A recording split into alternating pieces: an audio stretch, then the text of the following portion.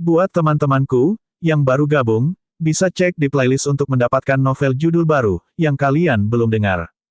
Bab 1283, Badai Teratai Air. Penerjemah, Terjemahan Fantasi Tak Berujung Editor, Terjemahan Fantasi Tak Berujung. Kemampuan percobaan kelahiran pertama Lu Zhou adalah Flaming Golden Lotus. Karmik akan mengamuk di sekitar lotus emasnya saat meluncurkan lotus api yang lebih kecil. Itu mencakup rentang yang sangat luas. Kemampuan percobaan kelahirannya yang kedua, Badai Teratai Air, memiliki kekuatan ledakan. Tampaknya merupakan perpaduan dari kemampuan segel es dan kemampuan Tian Wu untuk memanipulasi air. Meskipun hanya sedikit yang digunakan untuk melemparkan badai teratai air, kekuatannya mengejutkan Lu Zhou. Teratai air menebang semua pohon yang mereka lewati. Pada saat yang sama, hawa dingin menggigit bunga dan tanaman, mencuri vitalitas alam yang melimpah. Lu Zhou telah bertanya-tanya lebih dari sekali bagaimana pohon, tanaman, dan bunga tumbuh subur di tanah tidak dikenal di mana matahari disembunyikan sepanjang tahun. Ini berarti tidak ada yang namanya fotosintesis. Bagaimana pohon dan bunga tetap subur? Lu Zhou menggelengkan kepalanya. Dunia dipenuhi dengan misteri. Dia bukan ilmuwan atau penjelajah jadi dia tidak perlu memikirkan pertanyaan seperti ini. Semua orang dari Devil Sky Pavilion memegang astrolab mereka untuk memblokir teratai air. Untungnya, badai teratai air dilemparkan dari luapan energi dari teratai Lu Zhou. Oleh karena itu, kekuatannya tidak mematikan. Kebanyakan dari mereka hanya terdorong beberapa puluh meter ke belakang. Badai teratai air hanya berlangsung sebentar sebelum perlahan-lahan menjadi tenang sampai benar-benar menghilang. Hutan kembali sunyi. Tidak, itu tidak bisa lagi disebut hutan ketika semua pohon telah berubah menjadi tunggul. Setelah Yan Zhenluo dan Lu Li menyingkirkan astrolab mereka, Kong Wen dan saudara-saudaranya terbang dari kejauhan diikuti oleh Yu Zhenghai, Yu Sangrong, Ming Xiyin, Yuan Er Kecil, dan Keong. Apa yang dilakukan Pavilion Master? Kong Wen bergumam. Semua orang menoleh untuk melihatnya. Selain terlihat acak-acakan, dia tampak baik-baik saja. Yu Zhenghai bertanya, apakah kamu baik-baik saja? Saya baik-baik saja. Saya baru saja lengah, kata Kong Wen malu-malu. Kau akan terbiasa, biarkan aku memberimu nasihat lagi. Di masa depan, ketika Pavilion Master berkultivasi, tidak peduli seberapa penasaran Anda, jangan mendekatinya, kata Yan Zhenluo. Kong Wen mengangguk. Sejak saat dia dan saudara-saudaranya bergabung dengan Evil Sky Pavilion, mereka akan dipukuli sampai pingsan jika bukan karena Yan Zhenluo memberitahu mereka tentang berbagai aturan tak tertulis di pavilion. Misalnya, Yan Zhenluo telah memberitahu mereka untuk tidak memprovokasi atau menyinggung leluhur dan leluhur kecil di pavilion langit jahat. Tanpa perintah Lu Zhou, yang lain tentu saja tidak berani mendekat. Lu Zhou mengamati lautan Qi dan Tiannya. Itu sudah kembali normal. Dia mengangguk, kultivasinya telah meningkat secara signifikan. Kemudian, dia melihat panel sistem. Sisa umur, 4.096.862 hari, 11.224 tahun. Umur saya tidak diserap sama sekali. Tidak hanya dia tidak kehilangan umurnya saat mengaktifkan bagan kelahiran ke-12, tetapi umurnya juga meningkat pesat. Mengaktifkan bagan kelahiran ke-12 meningkatkan kehidupan seseorang hingga 500 tahun. Menumbuhkan daun ke-11 dan mengaktifkan bagan kelahiran ke-13 memberinya 3.000 tahun masing-masing. Secara keseluruhan, dia telah memperoleh 6.500 tahun kehidupan. Biasanya, mengaktifkan bagan kelahiran membutuhkan 3.000 tahun kehidupan. Namun, dengan manik jiwa surgawi, prosesnya tidak membutuhkan umurnya sama sekali. Mutiara jiwa surgawi secara langsung mengaktifkan dua bagan kelahiran, menumbuhkan sehelai daun, dan membantunya melewati ujian kelahiran keduanya. Tingkat peningkatan ini mungkin belum pernah terjadi sebelumnya. Pada saat ini, Lu Zhou mengingat kecepatan pilar ketidakkekalan. Dibandingkan dengan masa lalu, kecepatannya diakui sangat cepat. Lu Zhou mentransmisikan suaranya ke yang lain. Kemari. Orang-orang dari Evil Sky Pavilion segera bergegas. Salam, Tuan Pavilion. Salam, Guru. Lu Zhou berbalik dan menyapu pandangannya ke semua orang. Jelas kultivasi dan kekuatan mereka lebih baik dari sebelumnya. Kemudian, dia menatap Lu Li dan bertanya, bagaimana efek dari kristal biru itu? Lu Li menjawab dengan hormat, energi Great Void dari kristal biru itu kuat. Dengan bantuannya, istana kelahiranku telah berkembang. Berkat pilar ketidakkekalan, saya akan dapat segera mengaktifkan bagan kelahiran saya berikutnya. Selamat, kata Yan Zhenluo. Yang lain mengikuti dan memberi selamat kepada Lu Li juga. Lu Zhou mengangguk. Kemudian, dia meletakkan tangannya di punggungnya dan berkata, laporkan kultivasimu. Yan Zhenluo adalah yang pertama menjawab. Dia berkata, saya cukup beruntung telah mengaktifkan 7 bagan kelahiran. Lu Li berkata, 5 bagan kelahiran. Kong Wen menggaruk kepalanya dan berkata, aku baru saja mengaktifkan bagan kelahiran kelimaku. Kong Wu, Zhang Qian, dan Zhang Laoxi memiliki 4 bagan kelahiran. Meskipun mereka lebih lemah dari yang lain, karena waktu mereka di tanah tidak dikenal, mereka memiliki banyak keterampilan bertahan hidup. Keterampilan ini mampu menebus basis kultivasi mereka yang lebih lemah. Yu Zheng berdeham dan dengan keras berkata, 8 bagan kelahiran. Lu Zhou tidak menganggapnya mengejutkan. Bagaimanapun, Yu Zhenghai telah melewati ujian kelahiran pertamanya menggunakan kemampuan segel es Lu. Setelah melewati ujian kelahiran, pengaktifan bagan kelahiran ke-7 dan ke-8 agak mudah. Itu mirip dengan mengaktifkan grafik kelahiran pertama dan kedua. Selain itu, di bawah pengaruh pilar ketidakkekalan, Yu Zhenghai memiliki 10 tahun untuk berkultivasi. 11 daun, kata Yu Sangrong. Semua orang bertukar pandang. 11 daun berarti kultivasi Yu Sangrong masih berdiri. Mereka tahu Yu Sangrong telah mengambil jalan kultivasi yang tidak biasa. Namun, setelah sekian lama, dia hanya memiliki 11 daun. Sesuatu tampaknya tidak benar bagi mereka. Apakah Anda mencapai kemacetan? Lu Zhou bertanya. Yu Sangrong cukup tenang saat dia menjawab, tidak. Saya pikir saya akan segera memiliki terobosan. Petik 2. Konten. Lu Li berkata dengan sedikit kerutan di wajahnya, jika kita mengikuti lintasan ini, terobosannya adalah ketika kamu menumbuhkan daun ke-12. Pembudidaya manusia hanya bisa menumbuhkan paling banyak 12 daun. Itu batasnya, kan? Hanya 12 daun. Itu hanya sesuatu yang saya dengar. Saya mendengar bahwa setelah mengaktifkan bagan kelahiran ke-12, Anda dapat menumbuhkan daun ke-11, dan setelah mengaktifkan bagan kelahiran ke-24, Anda akan dapat menumbuhkan daun ke-12. Tuan kedua, saya belum pernah mendengar ada orang yang dapat menumbuhkan daun ke-11 dan ke-12 tanpa mengaktifkan grafik kelahiran, kata Lu Li meminta maaf. Sudah ditakdirkan bahwa Yu Sangrong tidak akan memiliki pengalaman siapapun untuk dirujuk. Dia ditakdirkan untuk menjadi pelopor. Jadi kamu tidak bisa menumbuhkan daun setelah mengaktifkan 36 grafik kelahiran. Saya tidak tahu. Lagi pula, tidak ada seorang pun yang pernah melihat seorang kultivator yang mampu mengaktifkan semua 36 grafik kelahiran. Di buku-buku kuno juga tidak ada, kata Kong Wen.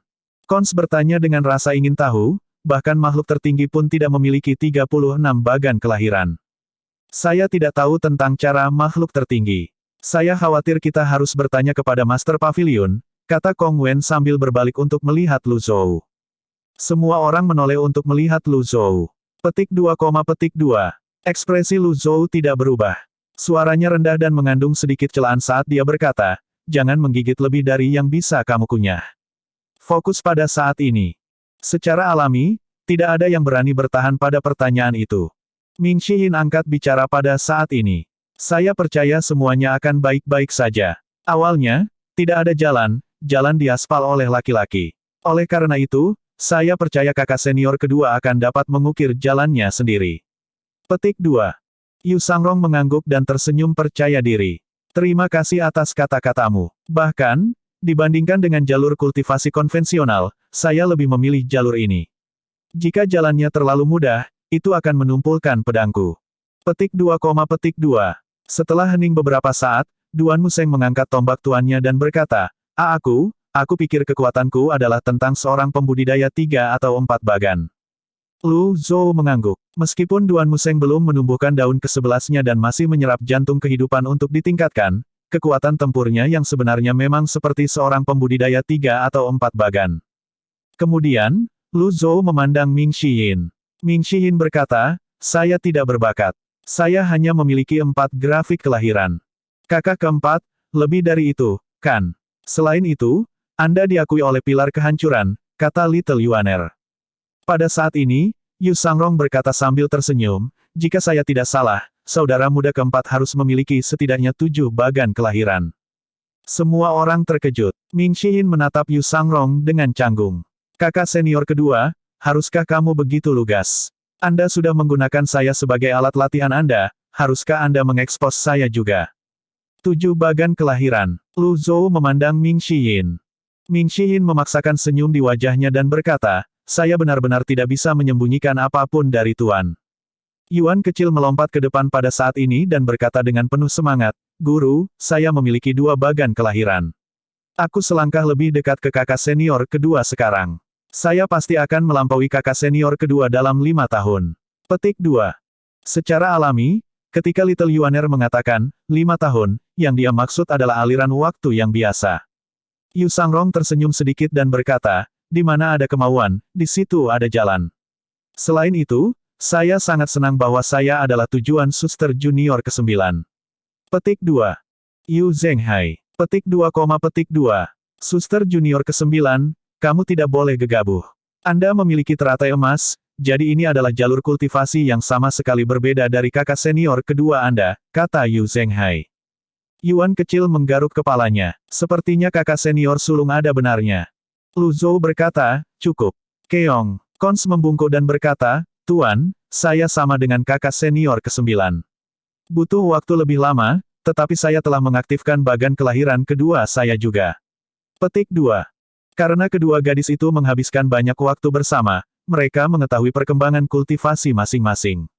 Meskipun mereka berdua memiliki 2 bagan kelahiran, perbedaan antara kekuatan mereka seperti langit dan bumi.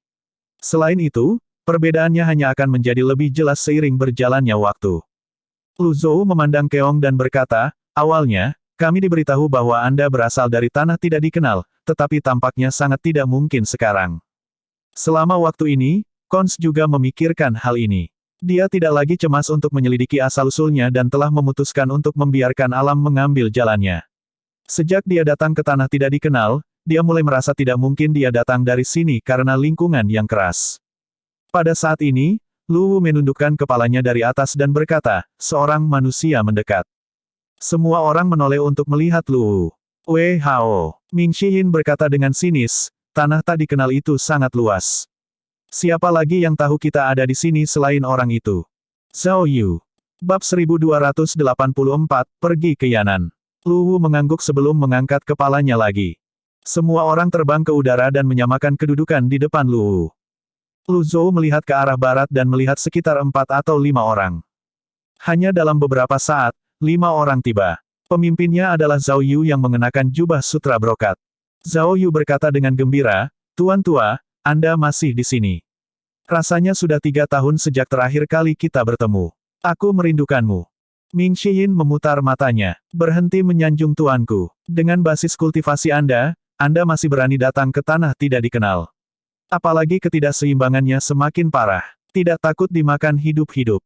Zhao Yu melambaikan tangannya dan berkata, saya telah belajar dari kesalahan saya. Kali ini, saya membawa seorang jenderal yang cakap. Dia berbalik sedikit dan melirik orang-orang di sekitarnya. Cepat dan sambut tuan tua. Pada saat ini, orang-orang dari Evil Sky Pavilion memandang pria parubaya yang berdiri sedikit di belakang Zhao Yu. Dia tinggi dan berotot dan memiliki sikap yang luar biasa. Dia memiliki janggut tipis, dan matanya tajam, membawa jejak niat membunuh. Dia mengenakan baju besi prajurit dan jubah merah, dan pedang, yang hanya digunakan oleh jenderal, tergantung di pinggangnya. Saya Si Qishu. Saya telah mendengar banyak hal hebat tentang Pak Tua. Setelah bertemu denganmu hari ini, kamu memang luar biasa seperti yang aku dengar. Suara Si Qishu nyaring dan kuat. Dia memancarkan aura seorang veteran di medan perang dan bau darah. Semua orang tahu bahwa Si Qishu tidak sederhana. Si Qishu tiba-tiba menoleh ke Ming Xiyin. Adik laki-laki, niat membunuhmu sangat kuat. Lu Zhou melirik Ming Xiyin dari sudut matanya, dan niat membunuh Ming Xiyin langsung menghilang.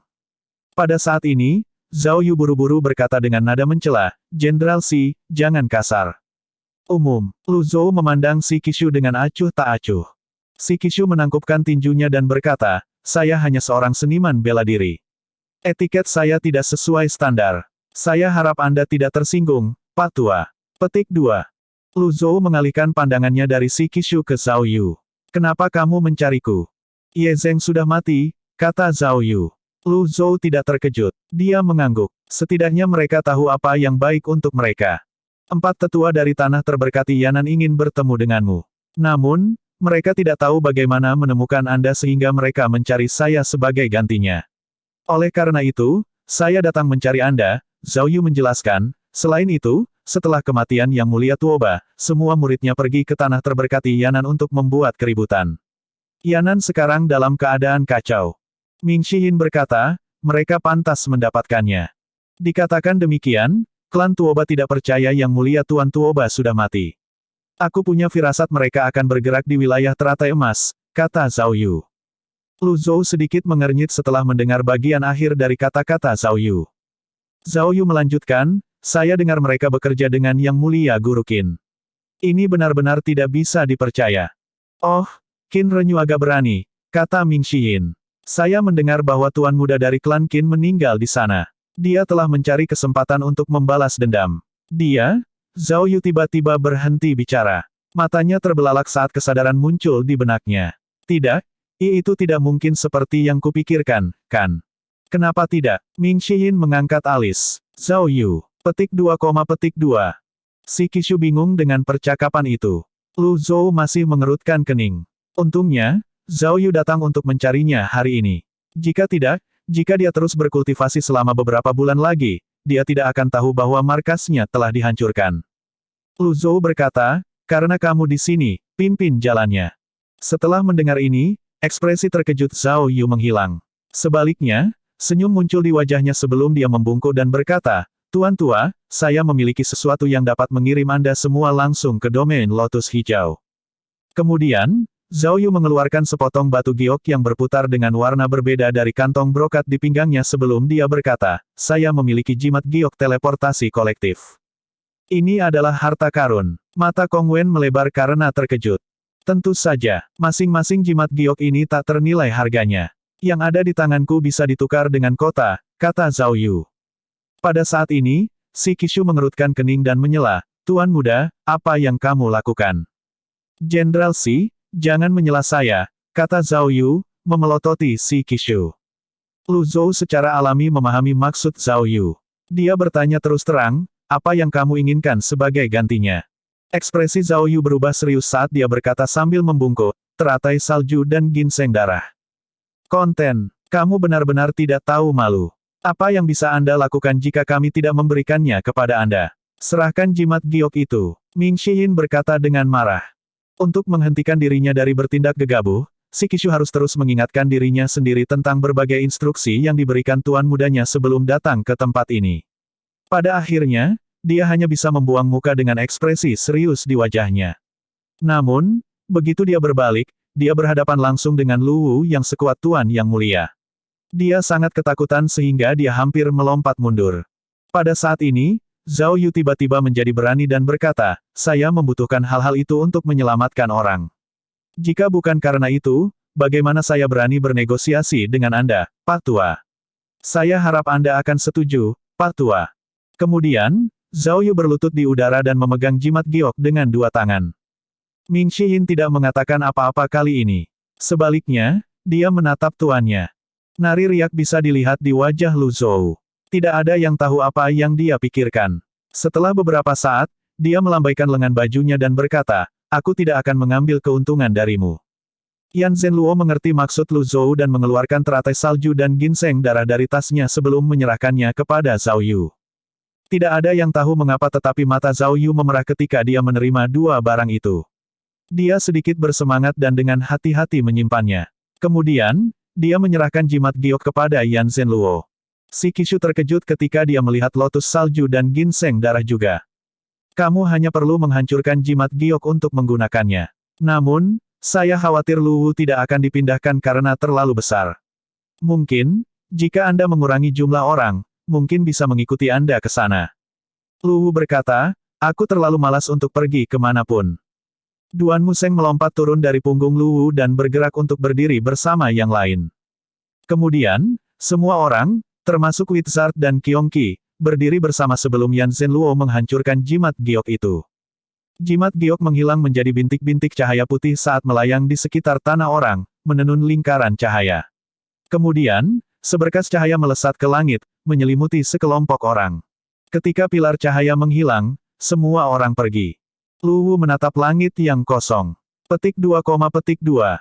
Kemudian, Ia berbalik untuk melihat hutan yang bukan lagi hutan sebelum menghembuskan energi beku, membekukan semua yang berada 100 meter di depannya. 15 menit kemudian, semua orang muncul di platform cloud. Matahari menggantung tinggi di langit, dan langit berwarna biru. Tuan, ini matahari. Yuan kecil menunjuk ke langit. Dia sangat bersemangat sehingga dia hampir tidak bisa tenang. Perasaan menindas dari tanah tidak dikenal segera tersapu, menguap oleh sinar matahari. Semua orang dengan rakus menghirup udara segar di bawah sinar matahari. Ini adalah domain Lotus Hijau. Ini adalah platform cloud keluarga kerajaan. Namun, karena kelangkaan jimat giok ini, hampir tidak ada yang menggunakannya. Oleh karena itu, tidak terawat dengan baik. Saya sudah menyiapkan kereta terbang sebelumnya.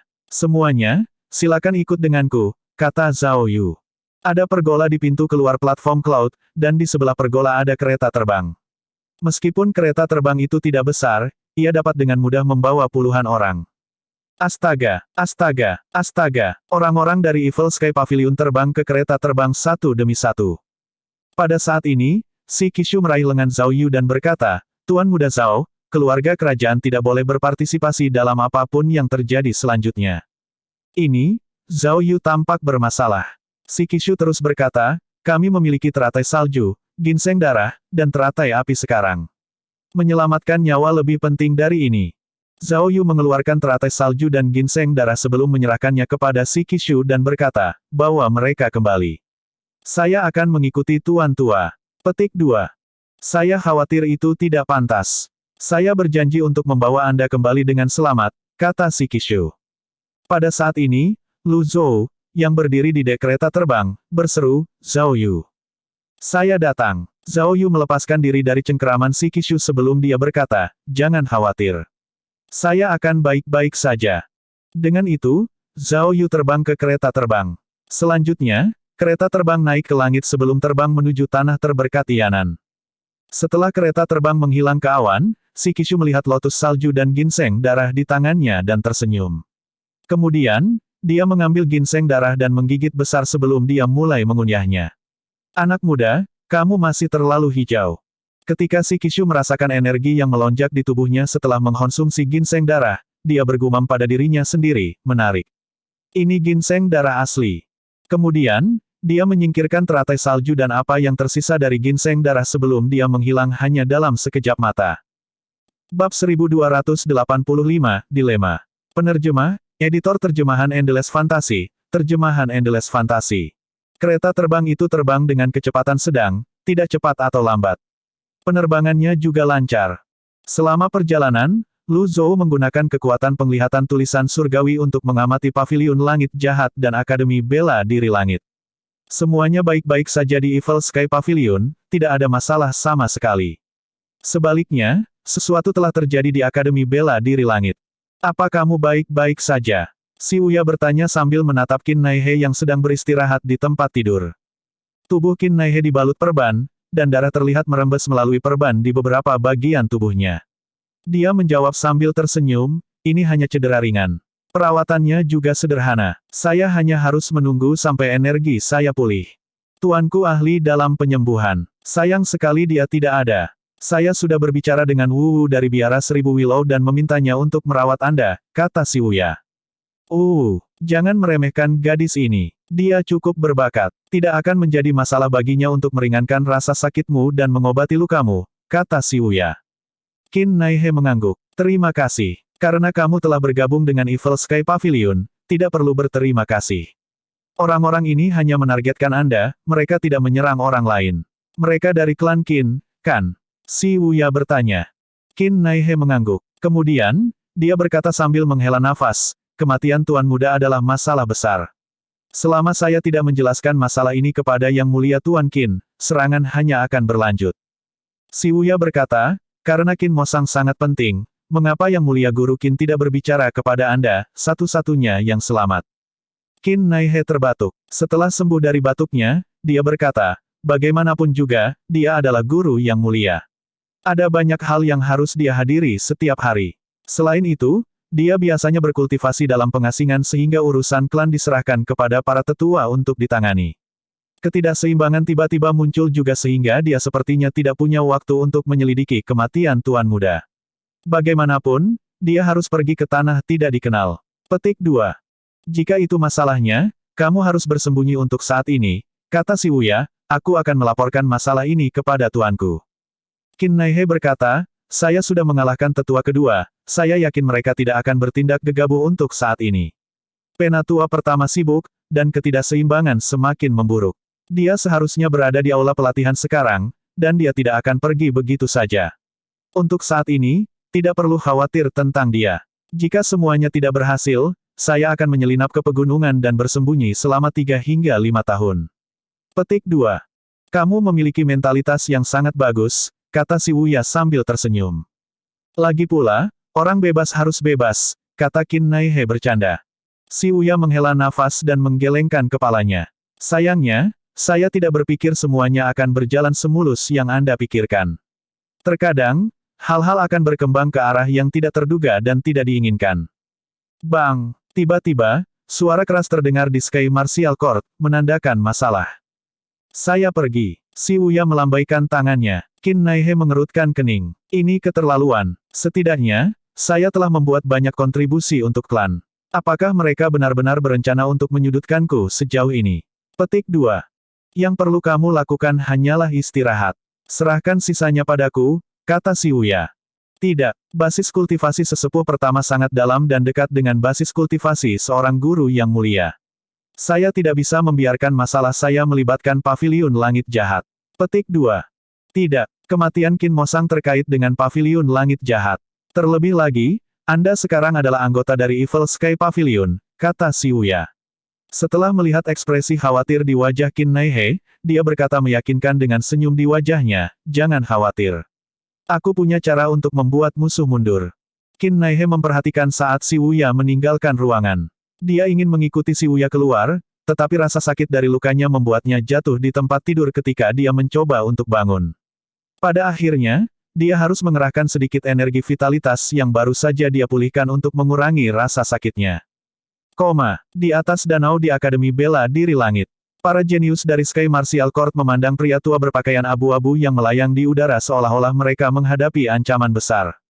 Shibuya berjalan pada saat ini, dan semua orang secara naluriah berpisah dan memberi jalan untuknya.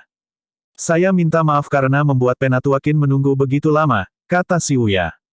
Orang tua berpakaian abu-abu itu adalah Qin De, tetua pertama dari klan Qin. Dia adalah orang yang diprediksi Qin Naihe tidak akan muncul untuk saat ini. Qin De mencari orang banyak dengan matanya. Ketika dia tidak melihat Qin Naihe, dia berkata dengan cemberut, serahkan Qin Naihe, dan aku tidak akan mempersulitmu. Shibuya tetap tenang saat dia berkata, baiklah.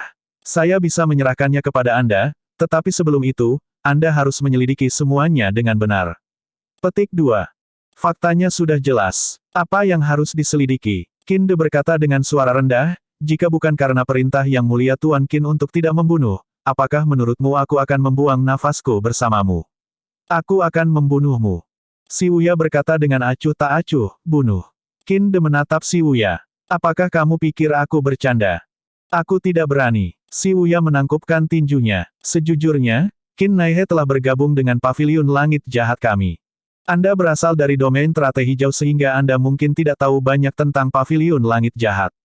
Oleh karena itu, saya menyarankan agar Penatua Qin bertanya-tanya tentang paviliun langit jahat sebelum bertindak. Karena kultivasi Penatua Qin sangat mendalam, saya yakin tidak akan memakan waktu lebih dari 1 atau 2 hari bagi Penatua Qin untuk bertanya-tanya. Petik 2. Qin De terkekeh sebelum dia berkata dengan jijik, kamu melebih-lebihkan dirimu sendiri.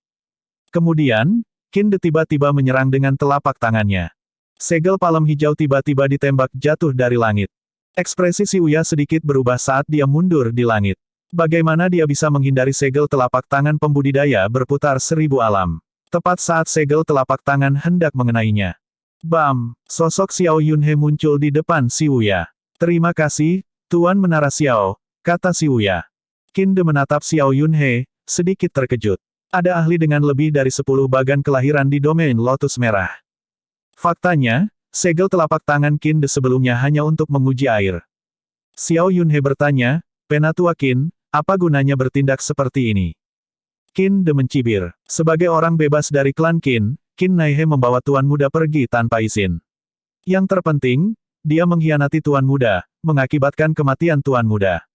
Beraninya kau bertanya padaku apa gunanya bertindak seperti ini? Biarkan saya memberitahu Anda, kesabaran saya terbatas. Jika Anda tidak menyerahkan Qin Naihe kepada saya, jangan salahkan saya karena tidak menunjukkan belas kasihan. Berdengung, astrolabe besar yang menutupi langit muncul di atas Akademi Bela Diri Langit. 17 grafik kelahiran melintas secara berurutan, mengintimidasi orang-orang dari Akademi Bela Diri Langit. Terkejut, Huang Yu jatuh dari atap sementara palu di tangan Wang Dacui jatuh ke tanah. Ini, 17 bagan kelahiran. Apakah aku sedang melihat sesuatu? Para jenius dari Akademi Bela Diri Langit terobsesi untuk belajar dan meneliti, tetapi kultivasi mereka tidak terlalu baik.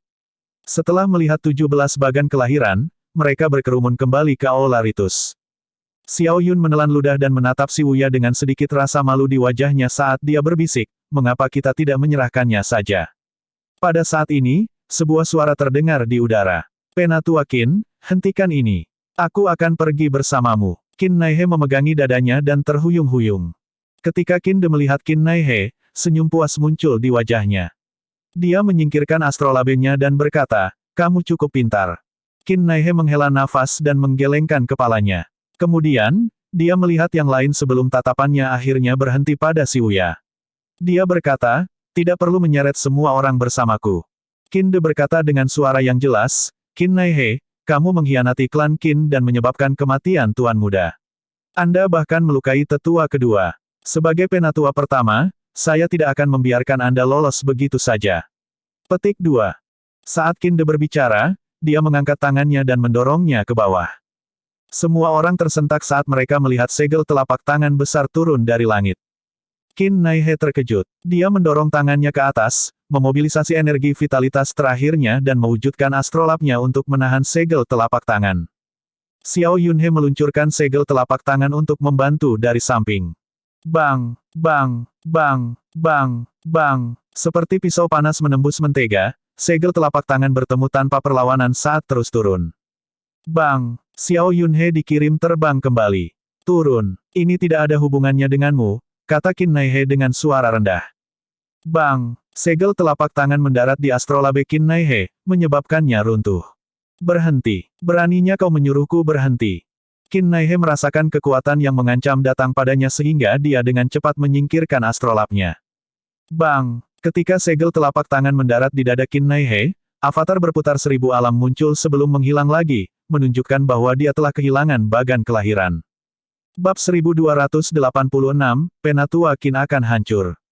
Penerjemah, terjemahan fantasi tak berujung editor, terjemahan fantasi tak berujung. Qin Naihe terluka parah, untuk memulai. Karena dampak berat dari segel telapak tangan, dia memuntahkan darah lagi sebelum jatuh lemas ke tanah. Qin Naihe, Si Wuya melangkah maju untuk mendukung Qin Naihe. Dia buru-buru meletakkan tangannya di Qin Naihe dan mulai menyembuhkannya. Pada saat ini, Wu dari biara 1000 Willow akhirnya tiba. Setelah melihat pemandangan di depannya, dia langsung mengerutkan kening. Dia buru-buru meluncurkan bola lampu merah ke arah Qin Naihe. Keterampilan penyembuhan Wu tidak buruk. Ketika bola lampu merah mendarat di tubuh Qin Naihe, itu sangat mengurangi rasa sakitnya. Namun demikian, tidak mungkin untuk mengembalikan bagan kelahirannya. Pada saat ini, badai energi vitalitas kecil muncul di sebelah kolam setengah lingkaran. Biasanya, ketika bagan kelahiran seorang kultivator dengan basis kultivasi yang mendalam dihancurkan, itu akan menimbulkan badai energi vitalitas. Qin De mengangguk puas. Qin Renyu telah memerintahkannya untuk tidak menyerang atau membunuh tanpa pandang bulu, tetapi Qin Renyu tidak secara spesifik mengatakan dia tidak bisa menyerang Qin Naihe. Qin Naihe telah melakukan kesalahan besar dan merupakan pengkhianat klan Qin. Menurut pendapat Qin De, menghancurkan bagan kelahiran Qin Naihe hanyalah hukuman kecil. Itu juga bisa berfungsi untuk mengintimidasi orang-orang di pengadilan bela diri langit. Ini adalah konsekuensi dari mengkhianati klan Qin, kata Qin De. Terus menyembuhkan Qin Naihe dengan sekuat tenaga, menyebabkan wajahnya memerah karena upaya itu. Setelah melihat terus-menerus menyembuhkan Qin Naihe, Qin De melambaikan lengan bajunya dan berkata, pergilah. Anda tidak punya urusan di sini. Gelombang energi menyapu Wu. Si Wuya mengerutkan kening. Aku sudah memberitahumu bahwa Qin Naihe adalah anggota Paviliun Langit Jahat. Qin De tidak ingin terus berbicara omong kosong dengan Si Wuya. Dia berkata, Anak muda, saya sudah sangat toleran dengan Anda jadi sebaiknya Anda berhenti sekarang. Mari kita akhiri ini di sini. Qin De mengangkat tangannya. Segel energi melesat ke arah Qin Naihe. Sekarang adalah waktu kesulitan. Qin De harus membawa Qin Naihe kembali ke klan Qin secepat mungkin agar Qin Naihe bisa dihukum. Dia masih memiliki banyak hal untuk diperhatikan, dan tidak baik baginya untuk tinggal di sini untuk waktu yang lama. Pada saat ini, Si Wuya menyalakan jimat.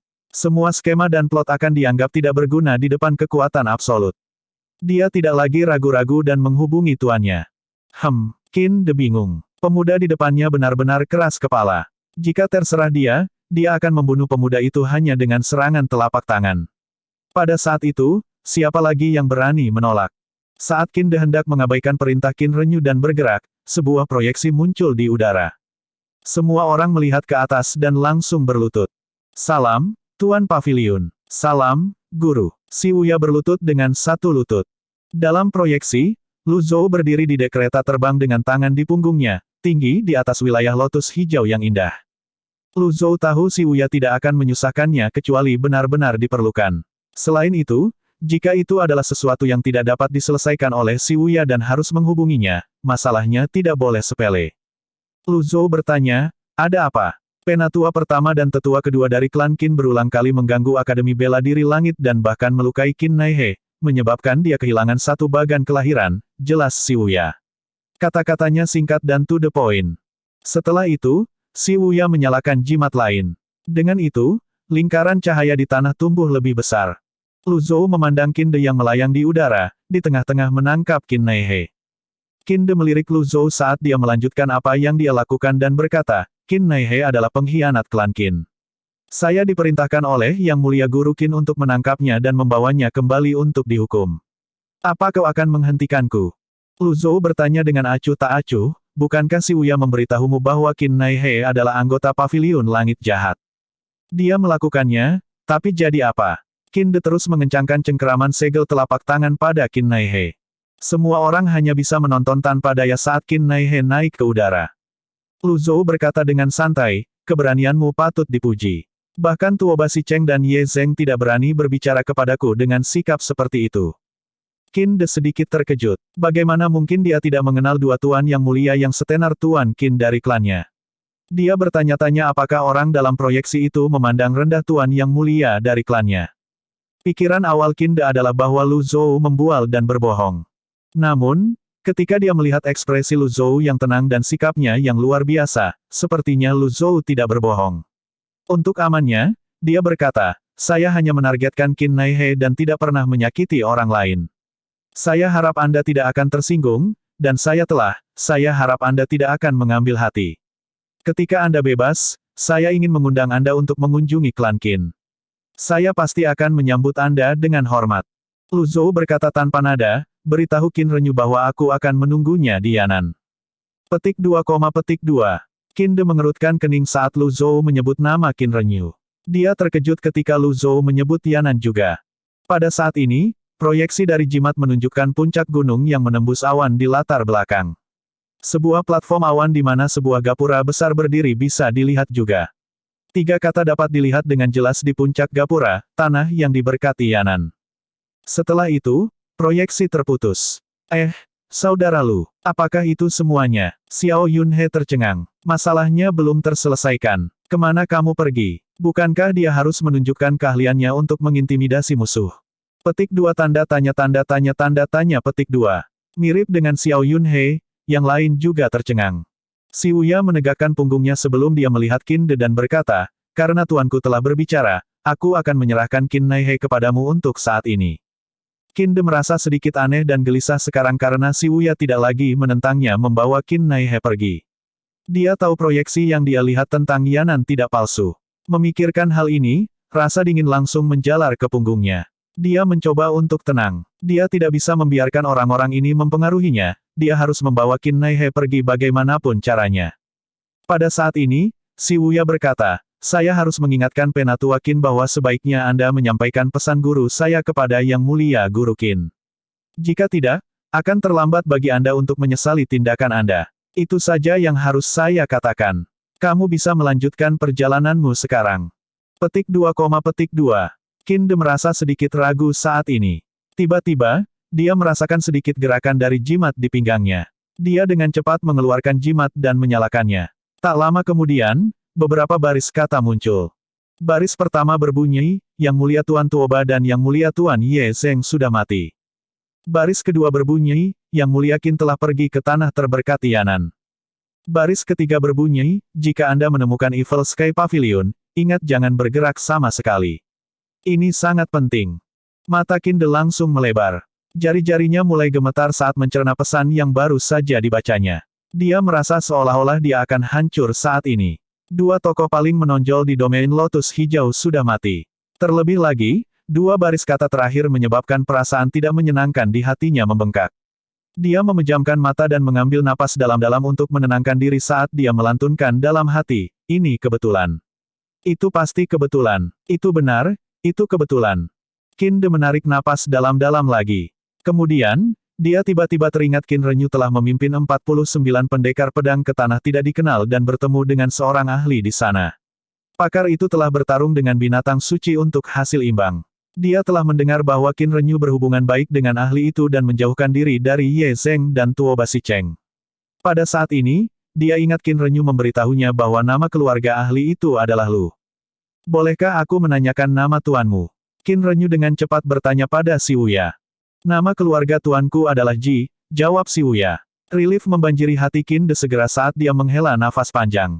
Pada saat ini, seseorang menambahkan, namun, Pavilion Master biasanya menggunakan nama keluarga Lu. Dia juga dikenal sebagai Pavilion Master Lu. Petik 2, Tangan Kinde mulai gemetar seketika, menyebabkan dia kehilangan kendali atas segel energinya. Ketika segel energi menghilang, Qin Naihe jatuh dari langit. Bab 1287, Tuan Pavilion Lu telah tiba. Penerjemah, Terjemahan Fantasi Tak Berujung Editor, Terjemahan Fantasi Tak Berujung. Si Wuya dengan cepat pulih dari keterkejutannya dan bergegas untuk menangkap Qin Naihe. Kemudian, dia buru-buru mengetuk titik akupuntur Qin Nai untuk menyegel 8 meridian luar biasa Qin Naihe dan untuk menekan primal Qi yang bocor. Hilangnya bagan kelahiran ini sangat serius sehingga dia tidak bisa gegabah. Semakin banyak primal Qi Qin Naihe dipertahankan, semakin mudah baginya untuk memulihkan kultivasinya di masa depan. Ada kasus di mana bahkan jika seseorang dapat memulihkan bagan kelahirannya, basis kultivasinya masih tidak dapat kembali ke puncaknya. Yang lain juga menyaksikan dengan heran. Ketika primal Qi berhenti bocor dan Qin Naihe berada di tanah, Kinde akhirnya sadar kembali. Namun, dia tidak bisa berkata-kata, dia tidak tahu harus berkata apa saat ini. Dia tidak tahu harus berbuat apa. Si Wuya mengingat penampilan tuannya dan kata-kata, tanah yang diberkati Yanan, sebelum dia tersenyum dan bertanya, Penatua Qin, apakah Anda berencana untuk memulai pembantaian di Akademi Bela Diri Langit? Kinde merasa sangat canggung dan malu. Dia memaksakan senyum di wajahnya untuk menutupi rasa malunya dan berkata, ternyata, kamu adalah murid Pavilion Master Lu. Semua orang menggelengkan kepala dengan tidak setuju, mengejek ke dalam. Berapa kali Si Wuya menyebutkan Evil Sky Pavilion sebelumnya, tetapi Kinde tampaknya tidak peduli. Kenapa dia berubah jadi pengecut sekarang? Yang Mulia Qin dan Pavilion Master Lu dapat dianggap sebagai teman. Apa yang terjadi hari ini adalah kesalahpahaman. Sebuah kesalahpahaman. Si Wuya melihat ke samping sejenak, memikirkan bagaimana dia harus melanjutkan. Awalnya, Si Wuya mengira tuannya akan langsung mengintimidasi Kinde agar Kinde tidak berani bertindak gegabah.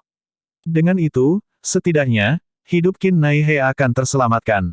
Dia tidak menyangka sikap Kinde akan membuat perubahan 180 derajat. Si Wuya mengingat ekspresi Kinde ketika Kinde menerima pesan jimat. Dia yakin tuannya pasti telah melakukan sesuatu untuk dapat menekan Kinde sejauh ini. Namun demikian, dia mengerti bahwa dia tidak bisa terlalu memaksakan Kinde meskipun sikap Kinde berubah. Karena ini kesalahpahaman, maka akan mudah bagi kita untuk menyelesaikan masalah ini. Apa yang Penatua Qin rencanakan dengan Qin Naihe? Si Wuya bertanya. Semakin sopan dan tenang Si Wuya, semakin tidak nyaman perasaan Kinde. Rasanya seperti Si Wuya diam-diam menjebaknya untuk jatuh ke dalam jebakan. Dia berpikir pada dirinya sendiri bahwa dia tidak boleh tertipu oleh kelembutan Si Wuya. Dia harus mengambil inisiatif untuk menunjukkan bahwa dia benar-benar minta maaf. Oleh karena itu, dia dengan cepat berkata, temanku, tolong jangan tersinggung atas tindakanku sebelumnya. Ini salahku karena tidak menangani masalah hari ini dengan benar. Saya meminta maaf kepada semua orang. Kemudian, Qin De menambahkan, saya sudah menghukum Qin Naiher sedikit lebih awal. Karena dia telah bergabung dengan Evil Sky Pavilion, aku tidak akan mengejar ini lagi demi Pavilion Master Lu. Kita harus membiarkan Yang Mulia Tuan Qin dan Tuan Pavilion Lu menyelesaikan masalah ini. Ketika Qin De melihat kurangnya jawaban dari Si Wuya, dia menambahkan, bagaimana menurutmu, temanku? Si Wuya tersenyum. Aku akan melakukan seperti yang disarankan Penatua Qin. Itu keren. Qin De menangkupkan tinjunya pada semua orang dan membungkuk. Semuanya, aku harap kita akan bertemu lagi. Berdengung. Kemudian, teratai mekar saat avatar setinggi 165 kaki menjulang di langit Akademi Bela Diri Langit. Karena ketidakseimbangan, binatang terbang di sekitarnya ketakutan karena resonansi energi. Berdengung. Hanya dalam beberapa saat, Qin De dan avatar besarnya menghilang dari pandangan. Pada saat ini, Xia Changqiu, Master Biara dari Biara Seribu Willow, berjalan keluar dari kerumunan dan melihat ke langit yang kosong. Dia mengejek, kamu masih ingin menunjukkan kekuatanmu sebelum pergi. Kamu benar-benar tidak tahu apa yang baik untukmu.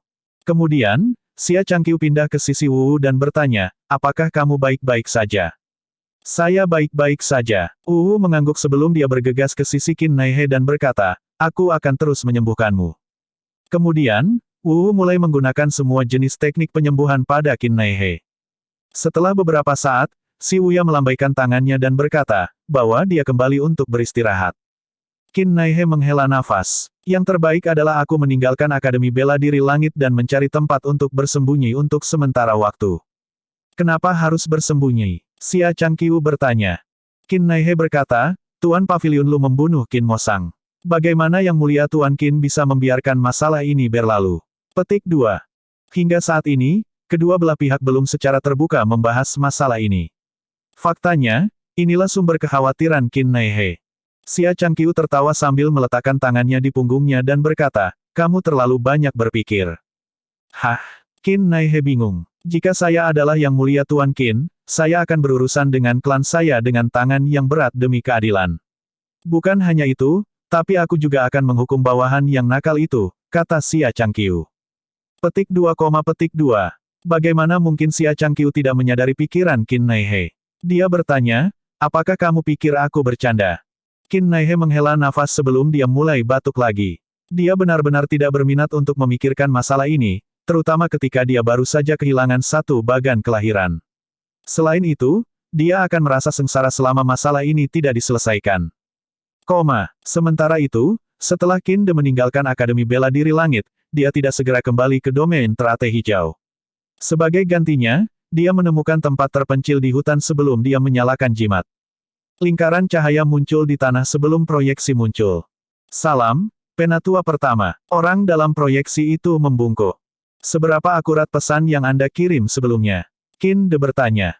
Tidak ada kesalahan. Ini 100% akurat. Bagaimana saya bisa bercanda dengan sesuatu yang ada hubungannya dengan Yang Mulia? Tuoba Si Cheng meninggal di Yuzhong. Kemudian, orang-orang dari klan Tuoba pergi ke klan Ye untuk mencari keadilan. Qin De mengerutkan kening. Tuan Yang Mulia meninggal juga. Dia tidak hanya mati, tetapi dia dibunuh oleh 4 tetua di Yan'an. Apa? 4 tetua membunuh Yang Mulia Tuan Ye? Mata Qin De melebar karena terkejut. Setelah hening sejenak, dia bertanya, apakah Yang Mulia Tuan Qin pergi ke Yan'an? Iya, dia berangkat pagi-pagi sekali. Apa yang akan dilakukan Yang Mulia Tuan Qin tentang masalah antara klan Tuoba dan Yan'an? Qin De bertanya, menurut pendapatnya, yang terbaik adalah tidak ikut campur dan membiarkan kedua belah pihak bertarung habis-habisan. Aku tidak yakin. Qin De menghela nafas. Kamu seharusnya mengirim pesan lebih awal. Aku minta maaf. Jika Qin De menerima pesan itu 15 menit lebih awal darinya, dia tidak akan bergerak melawan Qin Naihe sama sekali. Karena informasi dalam pesan itu benar, bukankah itu berarti dia telah menyinggung Evil Sky Pavilion? Qin De tidak bisa menahan diri untuk tidak menghela nafas lagi ketika dia memikirkan hal ini. Setelah mendarat di platform awan Yan'an, Lu Zhou dan yang lainnya turun dari kereta terbang. Saat mereka melewati gapura, seorang murid dengan cepat terbang dan berseru, Tuan Muda Zhao Yu. Zhao Yu buru-buru berkata, Pavilion Tuan Lu telah tiba. Mengapa keempat tetua tidak datang untuk menyambutnya? Setelah mendengar ini, Murid itu melirik Lu Zhou dan yang lainnya dengan gugup.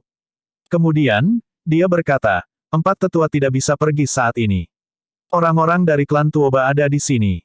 Klan Tuoba, Zhao Yu bertanya. Yan Zhenluo tersenyum. Tuoba Sicheng dan Ye Zheng bersekongkol. Sekarang setelah Tuoba Sicheng meninggal, tidak mengherankan jika anggota klannya datang untuk mencari masalah dengan orang-orang Ye Zheng. Seseorang benar-benar tidak bisa menghindari bertemu dengan musuhnya di dunia kecil ini. Setelah beberapa saat, Zhao Yu memberi isyarat kepada Lu Zhou dan berkata, lewat sini, Tuan Tua. Gerakan Lu Zhou seringan burung layang-layang saat dia terbang ke puncak Gunung Yanan. Yang lain mengikuti di belakang Lu Zhou. Awan dan kabut berputar-putar di sekitar pegunungan di Yanan. Itu benar-benar pemandangan yang indah. Seorang tetua berpakaian hijau berkata, Penatua Ye, saya harus menemui Yang Mulia Tuan Ye jika dia masih hidup. Jika dia mati, saya ingin melihat mayatnya.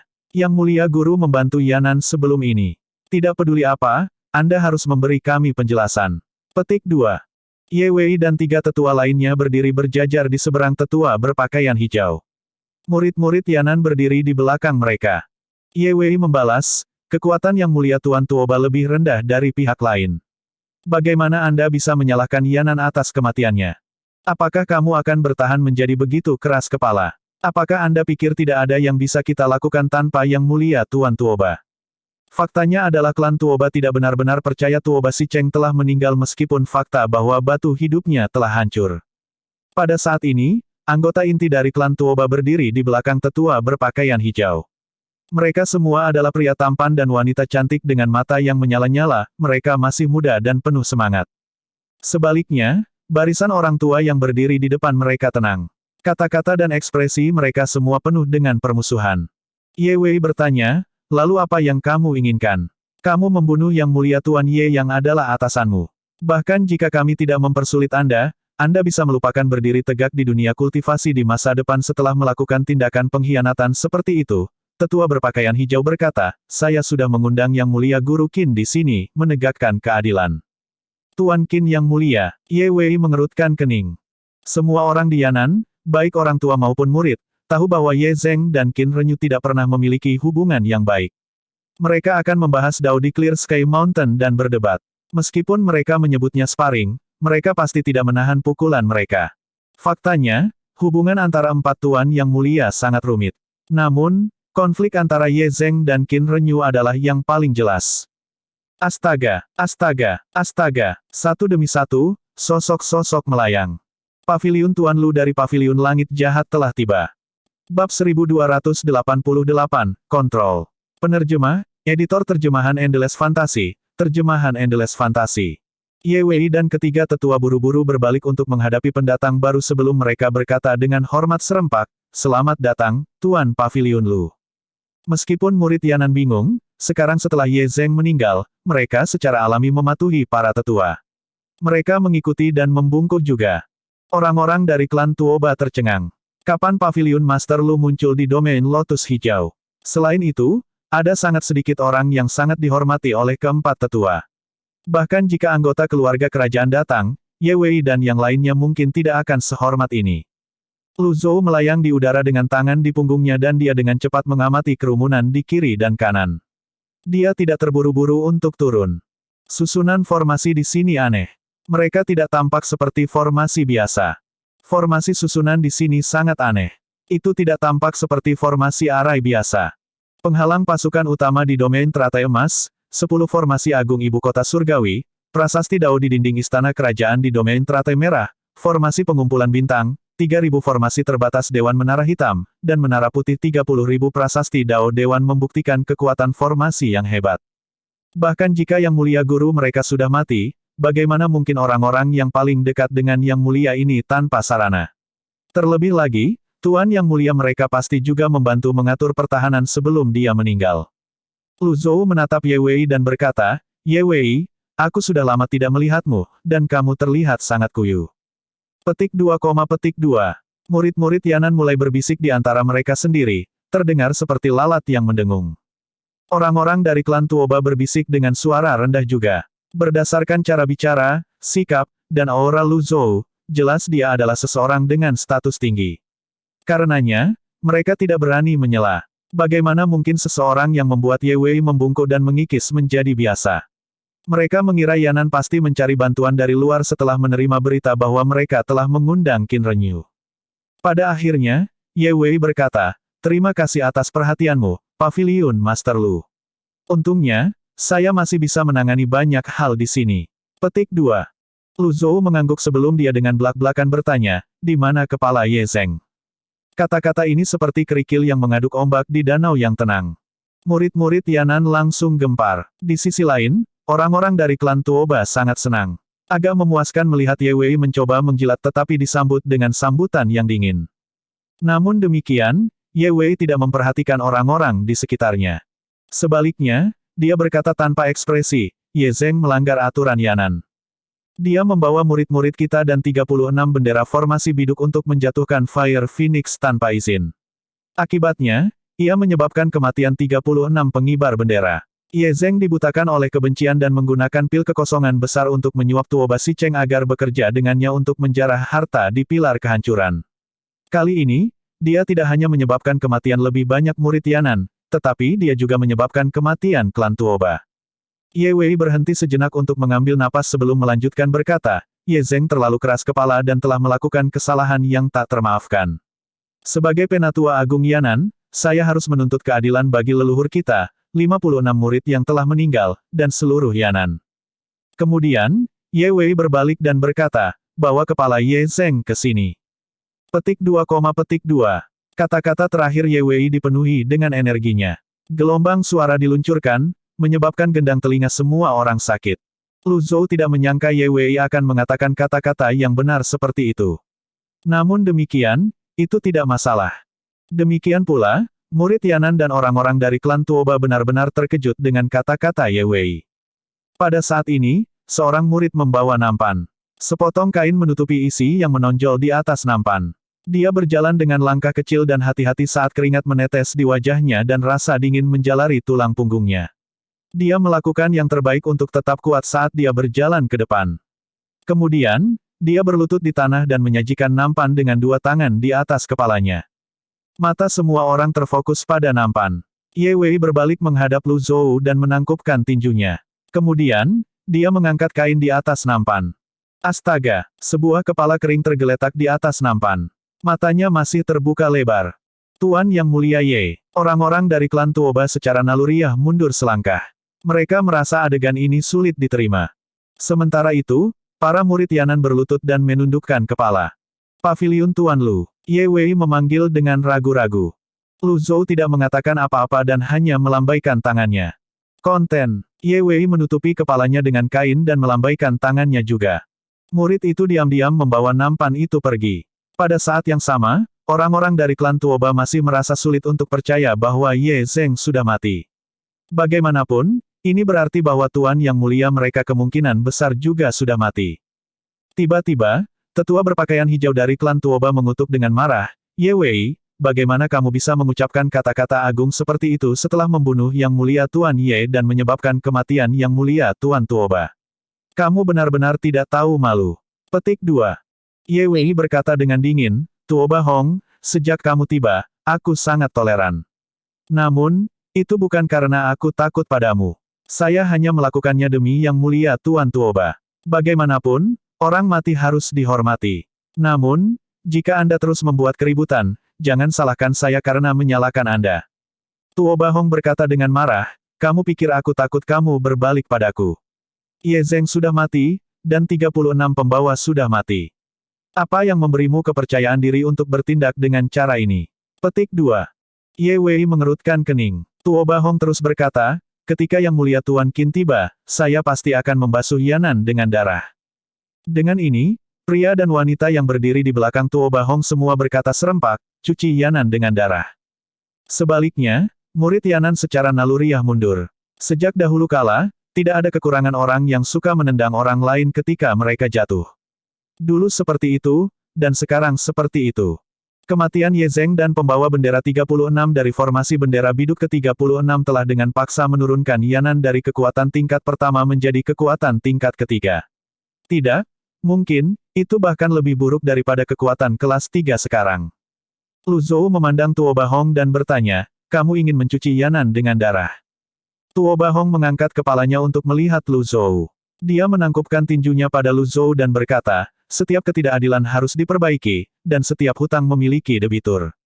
Saya harap Anda tidak ikut campur dalam masalah ini. Petik 2. Aku khawatir itu tidak akan berhasil. Lu Zhou menggelengkan kepalanya. Tuo Bahong mengerutkan kening. Apa maksudmu? Pada saat ini, Zhao Yu buru-buru menyela. Tuo Bahong, cepat dan minta maaf kepada Tuan Tua. Meminta maaf. Tuo Bahong dipenuhi dengan ketidakpercayaan. Orang-orang dari klan Tuoba bingung. Pada saat ini, seseorang berseru, itu Tuan Muda Zhao. Zhao Yu tidak bertele-tele saat dia berkata, Tuan Yang Mulia Tuan Tuoba menyergap Tuan Tua dan dieksekusi oleh Tuan Tua. Petik 2, petik 2. Ini bahkan lebih mengejutkan bagi klan Tuoba daripada kepala yang dipenggal Ye Zheng. Semuanya tampak seperti disambar petir. Kata-kata ceroboh Zhao Yu tidak berbeda dengan menjatuhkan bom pada mereka. Tuo Bahong sedikit mengernyitkan alisnya. Seolah-olah dia tidak mendengar kata-kata Zhao Yu, dia bertanya, apa yang baru saja Anda katakan, Tuan Muda Zhao? Saya mengatakan Yang Mulia Tuan Tuoba telah dieksekusi oleh Tuan Tua. Udara tampak membeku saat ini karena keheningan segera turun. Pikiran Tuo Bahong dan orang-orang di belakangnya menjadi kosong. Mereka memandang Lu Zhou dan orang-orang yang berdiri di belakangnya dengan linglung. Mereka menilai Lu Zhou, anggota Evil Sky Pavilion, dan bahkan tunggangan mereka, Wizard dan Qiongqi. Orang-orang di depan mereka memancarkan kepercayaan diri dan memiliki sikap yang luar biasa. Akhirnya, Lu Zhou memimpin dan turun dari langit. Ye Wei buru-buru memerintahkan seseorang untuk membawakan kursi untuk Lu Zhou. Terlebih lagi, kursi yang dia perintahkan untuk dibawa oleh muridnya adalah kursi mahoni berusia 10.000 tahun yang sangat berharga yang pernah diduduki Ye Zheng. Setelah Lu Zhou duduk, anggota Evil Sky Pavilion berdiri rapi di belakangnya. Tuo Bahong menelan ludah. Kemudian, dia berbalik sedikit dan berkata dengan suara rendah, jangan bertindak gegabah. Jika ada yang berani bergerak tanpa izin saya akan menghukum mereka dengan keras. Petik 2. Tuo Bahong tahu bahwa jika orang tua di depannya benar-benar membunuh Tuo Basicheng, itu berarti tidak ada orang yang cocok untuknya. Sikap Ye Wei terhadap orang tua itu berbicara sendiri, Zhao Yu tidak punya alasan untuk berbohong. Sepertinya lelaki tua itu benar-benar membunuh Tuo Basicheng. Jika dia dibutakan oleh kebencian dan bertindak gegabah sekarang, dia akan menyeret semua orang dari klan Tuoba ke kematian mereka. Paling tidak, dia harus menunggu sampai Qin Renyu tiba. Pada saat itu, dia akan meminta Qin Renyu untuk mencari keadilan bagi mereka. Pada saat ini, Lu Zhou berkata, tepatnya, Tuo Basicheng dikalahkan oleh Lord Zenan dan Tian Wu sebelum dia meninggal secara tragis. Mendengar ini, Zhao Yu buru-buru berkata, ya, Tuan Zenan dan Tian Wu lah yang membunuh Tuan Tuoba yang mulia. Zhao Yu tidak mengerti pikiran Lu Zhou sama sekali. Lu Zhou jelas datang untuk mengendalikan situasi. Dengan kekuatan Lu Zhou yang menggelegar, tidak ada salahnya dia menerima pujian atas kematian Tuo Basicheng. Dengan begitu, Lu Zhou akan mampu mengintimidasi semua orang. Mengapa Lu Zhou menyangkalnya? Bab 1289, saya mendengar Anda berencana untuk mencari keadilan. Penerjemah, terjemahan fantasi tak berujung editor, terjemahan fantasi tak berujung. Tuo Bahong bertanya, yang mana, Tuan Muda Zhao? Zhao Yu menirukan kata-kata Lu Zhou, Tuan Yang Mulia Tuan Tuoba dibunuh oleh Tuan Zenan dan Tian Wu. Orang-orang dari klan Tuoba saling memandang, masih tidak percaya. Salah satu wanita yang berdiri di belakang Tuo Bahong berkata, Tuanku berkultivasi dalam pengasingan untuk waktu yang lama. Ketika dia akhirnya muncul dari kultivasinya beberapa bulan yang lalu, dia sudah mengaktifkan bagan kelahirannya yang ke-19. Selanjutnya, setelah menerima Great Void Pill dari Venerable Master Ye, dia mengaktifkan bagan kelahirannya yang ke-20. Bahkan jika dia tidak bisa menang, saya tidak percaya dia bahkan tidak bisa melarikan diri. Petik 2. Zhao Yu terkekeh sebelum berkata, saya yakin Anda memiliki batu kehidupan yang mulia Tuan Tuoba, kan? Kenapa kamu membohongi dirimu sendiri? Di dunia ini, akan selalu ada seseorang yang lebih baik dan lebih kuat. Apakah Anda tahu seberapa kuat Tian Wu dan Lord Zenan? Wanita itu tidak bisa membantah kata-kata Zhao Yu. Tuo Bahong berkata, Tian Wu dan Lord Zenan lahir di zaman kuno. Mereka berjuang selama 10.000 tahun dan menderita luka berat. Rumor mengatakan bahwa Lord Zenan menggunakan beberapa teknik parasit dan bergabung dengan pohon untuk memperpanjang hidupnya dan mempertahankan formasi pembunuhan di hutan. Basis kultivasi mereka tidak seperti dulu. Ada batas untuk hidup seseorang, dan mereka seharusnya sudah mati sejak lama. Mereka menggunakan teknik jahat untuk bertahan hidup sampai sekarang. Menurut pendapat saya, mereka tidak bisa sekuat itu sekarang. Zhao Yu mengerutkan kening. Dia merasa mereka semakin menjauh dari topik. Penatua Tuoba, kamu orang tua yang bau dan keras kepala. Anda, Tuoba Hong memang berharap Zhao Yu tiba-tiba mengutuknya, dia sedikit marah. Terserah Anda untuk percaya atau tidak. Bagaimanapun, itu bukan kematian yang salah. Zhao Yu berkata dengan marah. Zhao Yu terus marah. Bagaimana orang-orang ini bisa begitu tidak masuk akal? Mereka menolak untuk mempercayai kebenaran dan terus berteriak. Dia tidak ingin mengganggu mereka lagi. Mereka bisa membusuk untuk semua yang dia pedulikan. Tanpa Yang Mulia, klan Tuoba akan menurun cepat atau lambat. Dia tidak takut pada mereka. Tuan Muda Zhao, Tuoba Hong mengangkat suaranya. Mendering, Lu Zhou melemparkan sesuatu dari tangannya. Suara aneh itu menarik perhatian semua orang. Sebuah benda berwarna tinta mendarat di tanah.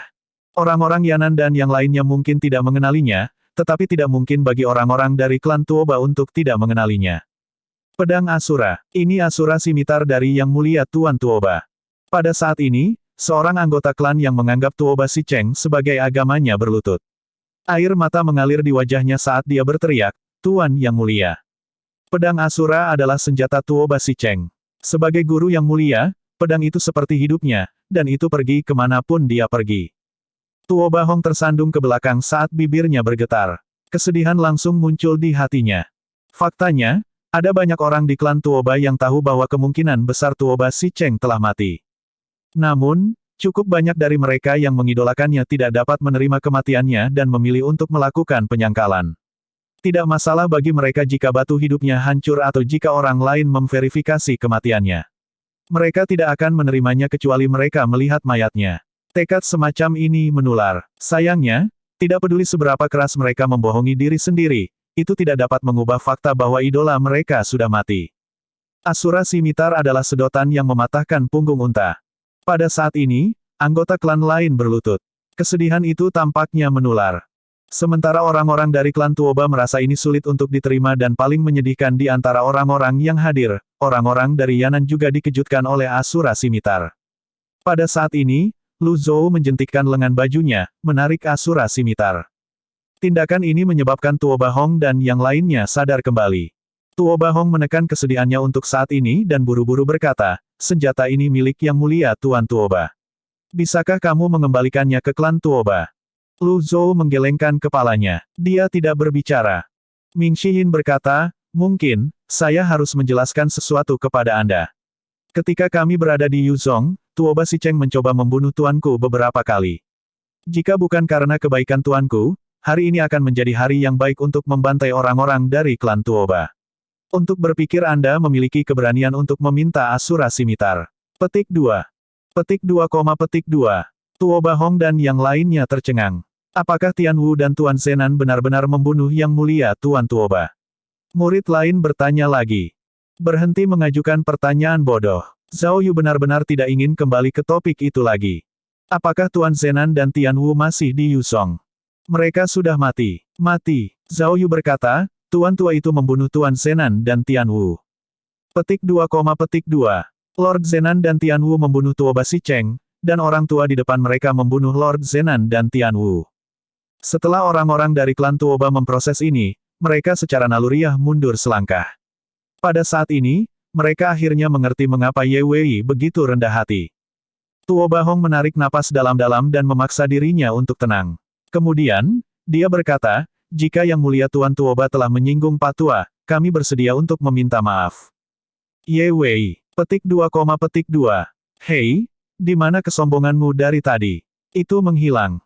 Sudah menjadi sifat manusia untuk menggertak yang lemah dan takut pada yang kuat. Pada saat ini, seorang murid di kaki gunung mengirim transmisi suara yang mengumumkan kedatangan Qin Renyu. Setelah mendengar ini, Tuoba Hong sangat gembira. Semua orang melihat ke arah suara itu dan melihat kereta terbang-terbang dari kejauhan. Tuoba Hong telah bertahan begitu lama untuk saat ini. Dia ingin Qin Renyu membela mereka dan membantu mereka mencari keadilan. Tidak peduli apa, kedatangan Qin Renyu adalah hal yang baik. Kereta terbang mendarat di platform Cloud. Dua baris pembudidaya berdiri dengan hormat di kedua sisi geladak. Mungkin, kematian Tuoba Sicheng telah mengacaukan pikiran orang-orang dari klan Tuoba. Begitu mereka melihat kereta terbang Qin Renyu, seolah-olah mereka telah meraih sedotan yang menyelamatkan jiwa. Tanpa menunggu Qin Renyu turun dari kereta terbang, Tuoba Hong bergegas ke depan platform awan dan berlutut saat dia berteriak, "Tuan Qin yang mulia, saya mohon Anda untuk membela klan Tuoba." Dengan Tuoba Hong sebagai contoh, para junior dari klan Tuoba berlutut dan berteriak serempak, "Yang mulia Tuan Qin, kami mohon Anda untuk membela klan Tuoba dan menegakkan keadilan." Petik 2, Ming Xiyin terkejut sebentar. Kemudian, dia menggelengkan kepalanya tanpa daya dan membuang muka. Dia berpikir dalam hati, masih ada harapan untuk keempat tetua Yanan, tapi Tuoba Hong tidak ada harapan. Semua orang melihat kereta terbang kecuali Lu Zhou yang sedang menikmati pemandangan di dekat platform awan yang diselimuti kabut dan awan. Ketidakseimbangan tampaknya tidak mempengaruhi tempat ini. Sebagai perbandingan, cuaca di domain teratai emas, domain teratai merah, dan domain teratai hitam benar-benar buruk. Keseimbangan. Tidak pernah ada keseimbangan sejati di dunia seperti keadilan dan kesetaraan. Meskipun Lu Zhou menikmati pemandangan tempat ini yang seolah-olah keluar dari lukisan tanpa harus khawatir dianiaya sampai mati oleh binatang buas, dia menjalani kehidupan yang penuh dengan bahaya di mana dia bisa mati kapan saja. Bahkan selama waktu yang paling damai, masih berbahaya bagi orang-orang untuk keluar pada malam hari. Qin Ren Yue berjalan keluar ke geladak. Begitu dia tiba, dia melihat Tuoba Hong berlutut di tanah. Dia akan meminta Tuoba Hong untuk bangun ketika dia melihat Lu Zhou yang mengagumi pegunungan dan sungai yang indah. Dia terkejut. Pikiran pertama yang muncul di benaknya adalah siapa orang ini. Saat ini, penampilan Lu Zhou sangat berbeda dari saat dia melawan Fire Phoenix, tetapi pembawaan dan auranya masih sama. Setelah efek kartu penyamaran menghilang, dia pergi berkultivasi di bawah pengaruh pilar ketidakkekalan, menyebabkan penampilannya menjadi lebih dewasa dan terlihat dapat diandalkan. Qin Renyu tidak bodoh. Segera setelah dia mengalihkan pandangannya sedikit, dia melihat Wizard yang diselimuti energi keberuntungan, Qiongqi yang ganas tergeletak di tanah dan mengunyah sesuatu, dan Yu Zhenghai dan Yu Sangrong yang menonjol dari kerumunan. Jika dia masih tidak tahu siapa Lu Zhou saat ini, dia akan hidup begitu lama dengan sia-sia. Qin Renyu segera bergegas keluar dari kereta terbang dan mendarat di platform Cloud. Dia tersenyum sambil berjalan.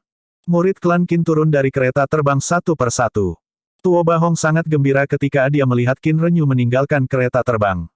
Dia membuka mulutnya untuk berbicara ketika Qin Renyu melewatinya, mengabaikannya.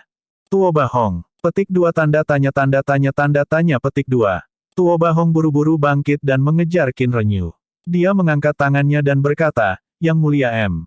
Jangan menghalangi jalanku," kata Qin Renyu dengan suara rendah saat ekspresinya menjadi gelap. Petik 2, Qin Renyu memimpin murid-muridnya dan berjalan ke arah Lu Zhou. Dia menangkupkan tinjunya dan berkata sambil tersenyum, "Kakak Lu, lama tidak bertemu. Aku tidak menyangka akan bertemu denganmu di sini." Tuoba Hong, klan Tuoba, Ye Wei, dan murid Yanan.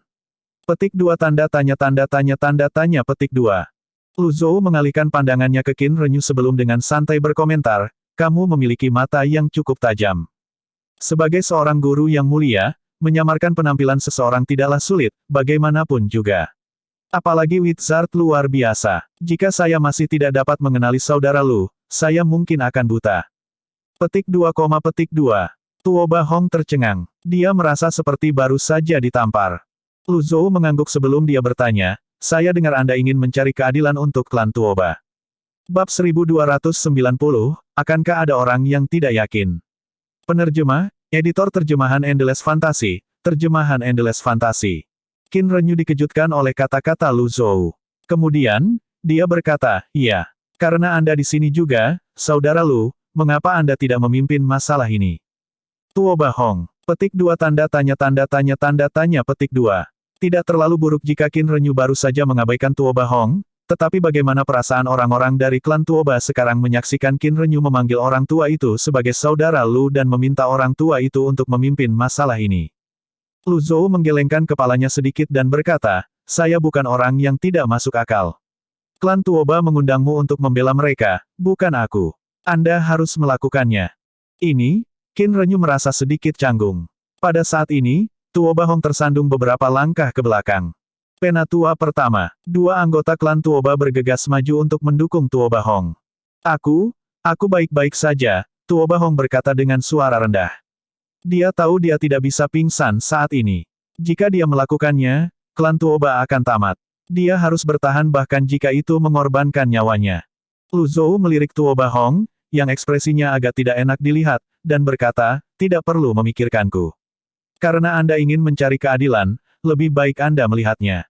Jangan membuat lelucon tentang dirimu sendiri. Tuoba Hong menyeka keringat di wajahnya dan berkata, ya, Pak Tua. Qin Renyu berkata, baiklah, mari kita mulai. Qin Renyu memandang klan Tuoba sebelum dia melihat murid-murid Yanan. Pada saat ini, Ming Shihin tiba-tiba berkata, Zhao Yu, yang mulia Qin baru saja tiba. Karena Anda adalah anggota keluarga kerajaan, Anda harus menjadi orang yang paling netral di sini. Anda memberitahu Yang Mulia Guru Qin apa yang telah Anda lihat dan dengar sehingga Yang Mulia Guru Qin dapat membuat penilaian yang adil. Qin Renyu mengalihkan pandangannya. Ternyata Tuan Muda Zhao juga ada di sini. Zhao Yu berkata, saya telah menceritakan apa yang telah saya lihat dan dengar, tetapi orang-orang itu tidak mempercayai saya. Apalagi yang bisa saya katakan? Qin Renyu mengerutkan kening. Tidak ada yang percaya kata-kata anggota keluarga kerajaan. Begitu suara Qin Renyu jatuh, klan Tuoba segera menundukkan kepala. Tuoba Hong buru-buru berkata, tidak, itu salah paham. Kami baru saja mengalami kesulitan menerima bahwa Yang Mulia Tuan Tuoba telah meninggal. Bukannya kami meragukan kata-kata Tuan Muda Zhao. Qin Renyu mengangguk. Terima kasih, Tuan Muda Zhao. Saya harus menyusahkan Anda untuk menceritakan kembali apa yang Anda ketahui. Baiklah, kata Zhao Yu sambil tersenyum. Faktanya, Zhao Yu adalah putra ke-23 Kaisar Great Qin. Dia dianugerahi gelar duke ketika dia lahir. Orang-orang kebanyakan memanggilnya sebagai Tuan Muda Zhao. Dia agak disukai di keluarga kerajaan. Pada tahun-tahun awal, perselisihan internal dalam keluarga kerajaan tidak memengaruhinya sama sekali. Selain itu, dia adalah seorang duke tanpa ambisi. Karena dia cukup ramah, dia sangat populer. Zhao Yu menceritakan semua yang dia lihat dan dengar di Yuzhong kepada Qin Renyu. Ketika dia menggambarkan bagaimana Tuoba Si Cheng terluka parah oleh Tian Wu menggunakan mutiara jiwa surgawi dan bagaimana itu langsung menembusnya, ekspresi klan Tuoba sangat tidak enak dilihat. Zhao Yu jujur dan tidak menyembunyikan apapun. Dia bahkan menggambarkan adegan di mana Tuoba Si Cheng dan Ye Zheng berkolusi untuk membunuh Lu Zhou dengan sangat rinci. Seseorang harus mengakui bahwa Zhao Yu adalah pendongeng yang hebat. Kisah yang dia ceritakan benar-benar menggetarkan jiwa. Tuoba Yang Mulia mengira dia tak terkalahkan karena dia memiliki 20 bagan kelahiran, tetapi dia meremehkan kekuatan Tian Wu. Selain itu, dia tidak berharap Lord Zenan menjadi suami Tian Wu. Lord Zenan muncul dan menyerang dengan nyawanya untuk menghancurkan bagan kelahiran Yang Mulia Guru Tuoba. Kekuatan serangannya sepertinya bisa membelah langit. Sayangnya, Lord Zenan menghabiskan sebagian besar energinya dengan serangannya. Itu adalah pemandangan yang tak terlupakan. Zhao Yu terus berkata dengan penuh semangat, untungnya, Paviliun Master Lu ada di sana untuk bertarung melawan Tian Wu. Berbicara secara logis, Yang Mulia Tuan Tuoba seharusnya bisa bertahan dari serangan Lord Zenan selama dia diberi waktu untuk memulihkan diri. Sementara Master Paviliun Lu menggunakan keterampilan gemuruh untuk mengalahkan Tian Wu, Yang Mulia Tuan Tuoba dan Yang Mulia Tuan Ye meluncurkan serangan diam-diam ke Paviliun Tuan Lu. Petik 2, Udara seolah membeku. Lingkungan sekitarnya masih seperti pemandangan yang sekarang menjadi lukisan. Murid-murid Yanan dan klan Tuoba berdiri tak bergerak, tampak seperti sosok dalam lukisan. Di sisi lain, Qin Renyu mendengarkan dengan penuh perhatian dengan ekspresi penuh harap di wajahnya. Zhao Yu terus berkata, coba tebak apa yang terjadi. Paviliun Master Lu berputar pada saat itu dan meluncurkan segel telapak tangan. Telapak tangan itu seluas langit dan kelima jari itu seperti puncak gunung. Segel telapak tangan itu menekan Yang Mulia Tuan Tuoba. Kalau begitu, lalu, Yang Mulia Tuan Tuoba kehilangan semua bagan kelahirannya. Dia tidak memiliki grafik kelahiran. Petik 2, Ming Shihin yang mendengarkan juga tidak bisa tidak merasa sedikit malu. Meskipun Zhao Yu berbicara tentang fakta, mengapa itu terdengar sangat berlebihan? Qin Renyu bertanya, lalu, bagaimana dengan Yang Mulia Tuan Ye? Pada saat itu, Yang Mulia Tuan Ye meluncurkan serangan diam-diam lain di udara. Dia menggunakan kekuatan Dao, bentrok dengan Paviliun Master Lu dengan kekuatan yang sulit ditangkap dengan mata telanjang, kata Zhao Yu. Dia berhenti sebentar sebelum melanjutkan berkata, Tuan Yang Mulia Ye sama sekali bukan tandingan Tuan Paviliun Lu. Perbedaan kekuatan mereka begitu lebar sehingga Yang Mulia Tuan Ye dikirim terbang hanya dengan satu serangan, langsung kehilangan salah satu bagan kelahirannya. Pada titik ini, Zhao Yu menjadi sedikit marah ketika dia mengingat apa yang terjadi. Oleh karena itu, pendapat pribadinya mewarnai penceritaannya. Jika itu aku akan melarikan diri. Siapa tahu, mungkin proses berpikir Yang Mulia berbeda dengan orang biasa. Bagaimanapun, bukannya mundur, Yang Mulia Guru Ye memimpin semua murid untuk menyerang. Sayangnya, mereka telah melupakan bawahan paviliun Master Lu Wu. Tubuh Lu Wu panjangnya beberapa ribu kaki. Itu melompat ke udara dan membentangkan 9 ekornya. Kemudian, ia menggunakan kemampuan esnya dan membunuh semua murid di bawah tingkat Tuan Yang Mulia. Zhao Yu merasakan darahnya mendidih dan semangat juangnya meningkat saat dia menceritakan bagian cerita ini. Itu agung, seperti yang diharapkan dari seorang kaisar binatang. Dengan kedatangan seorang kaisar binatang, apakah akan ada orang yang tidak yakin? Petik 2, petik 2. Suasana menjadi semakin mencekam. Semua pendengar sudah lupa cara bernapas. Bagaimanapun, para pembudidaya bisa menahan napas untuk waktu yang lama. Mereka begitu asyik dengan cerita Zhao Yu sehingga mereka lupa tentang yang lainnya. Sementara Zhao Yu terbakar semangat saat menceritakan kembali kisah itu, murid-murid Yanan dan klan Tuoba merasa seolah-olah mereka basah kuyup dalam air sedingin es. Pada saat ini, Zhao Yu melirik kerumunan dan memperhatikan ekspresi tak sedap dipandang di wajah mereka. Dia merasa mungkin dia terlalu bersemangat ketika menceritakan kisah itu. Sekarang setelah dia mencapai bagian di mana Yang Mulia Guru meninggal, dia pikir dia seharusnya terdengar sedikit lebih sedih. Oleh karena itu, dia menghela nafas secara dramatis dan berkata, mungkin, kedua Yang Mulia membuat keputusan yang buruk di saat pusing. Saya benar-benar menghormati mereka. Saya tidak berharap. Zhao Yu terdiam secara teatrikal sebelum dia menghela nafas lagi. Petik 2, petik 2. Petik 2, petik 2. Selanjutnya, Zhao Yu membungkuk pada Qin Renyu dan berkata, itu saja yang harus saya katakan. Kemudian, dia berbalik menghadap yang lain sebelum dia mengangkat suaranya dan berkata, saya akan bertanggung jawab atas setiap kata yang saya katakan. Jika Anda meragukan kata-kata saya, Anda dapat memverifikasinya sendiri. Selain itu, Yang Mulia Master Fan hadir untuk sebagian besar bagian sehingga Anda dapat bertanya kepadanya juga. Petik 2. Tuan Fan Yang Mulia juga hadir. Qin Renyu mengerutkan kening. Yang Mulia Tuan Tuoba secara singkat memiliki mutiara jiwa surgawi dan mengira dia tak terkalahkan. Oleh karena itu, dia bergerak melawan Yang Mulia Master Fan. Namun, Tuan Fan Yang Mulia menggunakan jimat giok teleportasi kolektif untuk melarikan diri, kata Zhao Yu. Kemudian, dia mundur ke posisi semula.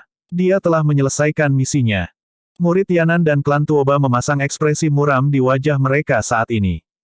Qin Renyu berkata, saya pikir saya memiliki pemahaman yang baik tentang apa yang terjadi sekarang. Qin Renyu berjalan ke tengah peron sebelum dia melihat Tuoba Hong dan yang lainnya. Dia berkata, di dunia kultivasi, yang kuat memangsa yang lemah. Yang Mulia Tuan Tuoba melakukan kesalahan dan membawa ini pada dirinya sendiri. Apakah Anda menerima keputusan ini? Tuoba Hong tersandung kembali. Dia tidak bisa lagi bertahan dan jatuh ke tanah. Emosi semua orang dalam kekacauan. Tidak ada yang berbicara. Setelah waktu yang lama, Tuoba Hong berkata, saya akan mendengarkan penilaian Yang Mulia Tuan Qin. Kemudian, Qin Renyu berbalik dan menatap Ye Wei. Sama halnya dengan Yang Mulia Tuan Ye. Penatua Ye, apakah Anda memiliki keberatan? Ye Wei telah lama melewati tahap perjuangan dan rasa sakit yang luar biasa. Dia tetap tenang saat dia berkata, Ye Zheng menyakiti banyak murid Yanan karena keinginan egoisnya sendiri. Saya sudah mengeksekusinya atas nama leluhur kita. Petik 2. Qin Renyu mengangguk sebelum berkata, karena saya di sini, jika Anda memiliki pertanyaan atau keberatan, Anda dapat menyuarakannya. Bab 1291, meletakkan semua kartu di atas meja. Penerjemah, editor terjemahan Endless Fantasy, terjemahan Endless Fantasy. Pertanyaan terbesar mereka adalah identitas dan latar belakang lelaki tua di depan mereka. Namun, bagaimana mereka berani menanyakannya? Mereka hanya bisa diam. Tuan Yang Mulia mereka telah meninggal, kejayaan klan Tuoba dan Yanan akan segera memudar. Bahkan jika mereka tahu jawaban atas pertanyaan itu sekarang, apa gunanya? Selain itu, kematian Tuoba Sicheng benar-benar tidak bisa disalahkan pada orang lain. Keheningan menguasai tempat itu. Setelah beberapa saat, Qin Renyu berkata, Penatua Tuoba, apakah Anda memiliki sesuatu untuk dikatakan? Tuoba Hong menarik napas dalam-dalam sebelum dia berkata, dengan Yang Mulia Tuan Qin yang memimpin masalah ini, kami secara alami tidak memiliki keberatan dan pertanyaan. Karena itu masalahnya, kamu harus meminta maaf karena datang ke sini dan menyebabkan keributan, kata Qin Renyu. Tuoba Hong berbalik menghadap murid Ye Wei dan Yanan. Ada kesalahpahaman sebelumnya. Saya minta maaf kepada Penatua Ye dan Yanan. Saya harap semua orang bisa memaafkan saya. Ye Wei sedang tidak ingin bertengkar tentang ini. Kematian Ye Zheng juga berdampak padanya. Qin Renyu berkata, apalagi ini? Tuoba Hong bingung. Dia sudah meminta maaf, apalagi yang harus dilakukan. Ketika dia melihat ke atas, dia melihat Qin Renyu menatapnya. Kesadaran segera menyadarkannya, dan dia buru-buru berkata kepada Lu Zhou, Tuan Yang Mulia bersalah. Saya harap Anda tidak tersinggung, Pak Tua. Petik 2. Lu Zhou tetap diam. Bagaimanapun, dia telah memberitahu Qin Renyu untuk menghadapinya. Tuoba Hong tidak tahu harus berbuat apa saat melihat Lu Zhou diam. Dia melirik Qin Renyu dan melihat Qin Renyu mengedipkan mata padanya. Tuoba Hong. Petik 2, petik 2. Biasanya, orang lain yang harus mencari tahu arti Tuoba Hong. Sekarang dia harus mencari tahu apa maksud orang lain, dia secara alami tidak pandai dalam hal itu. Tuoba Hong masih memikirkan apa yang dimaksud Qin Renyu. Qin Renyu berbalik dan bertanya, Saudara Lu, apakah Anda puas dengan cara saya menangani masalah ini? Karena saya mengatakan Anda harus memimpinnya, saya tentu saja tidak mengatakan apa-apa tentang keputusan Anda, kata Lu Zhou. Tuoba Hong tenggelam dalam pikirannya. Sebuah ide samar terbentuk di benaknya saat dia mendapat inspirasi dari orang-orang di sekitarnya. Kemudian, dia dengan cepat berkata, Tuan Tua, saya memiliki 2 batu mikromistik.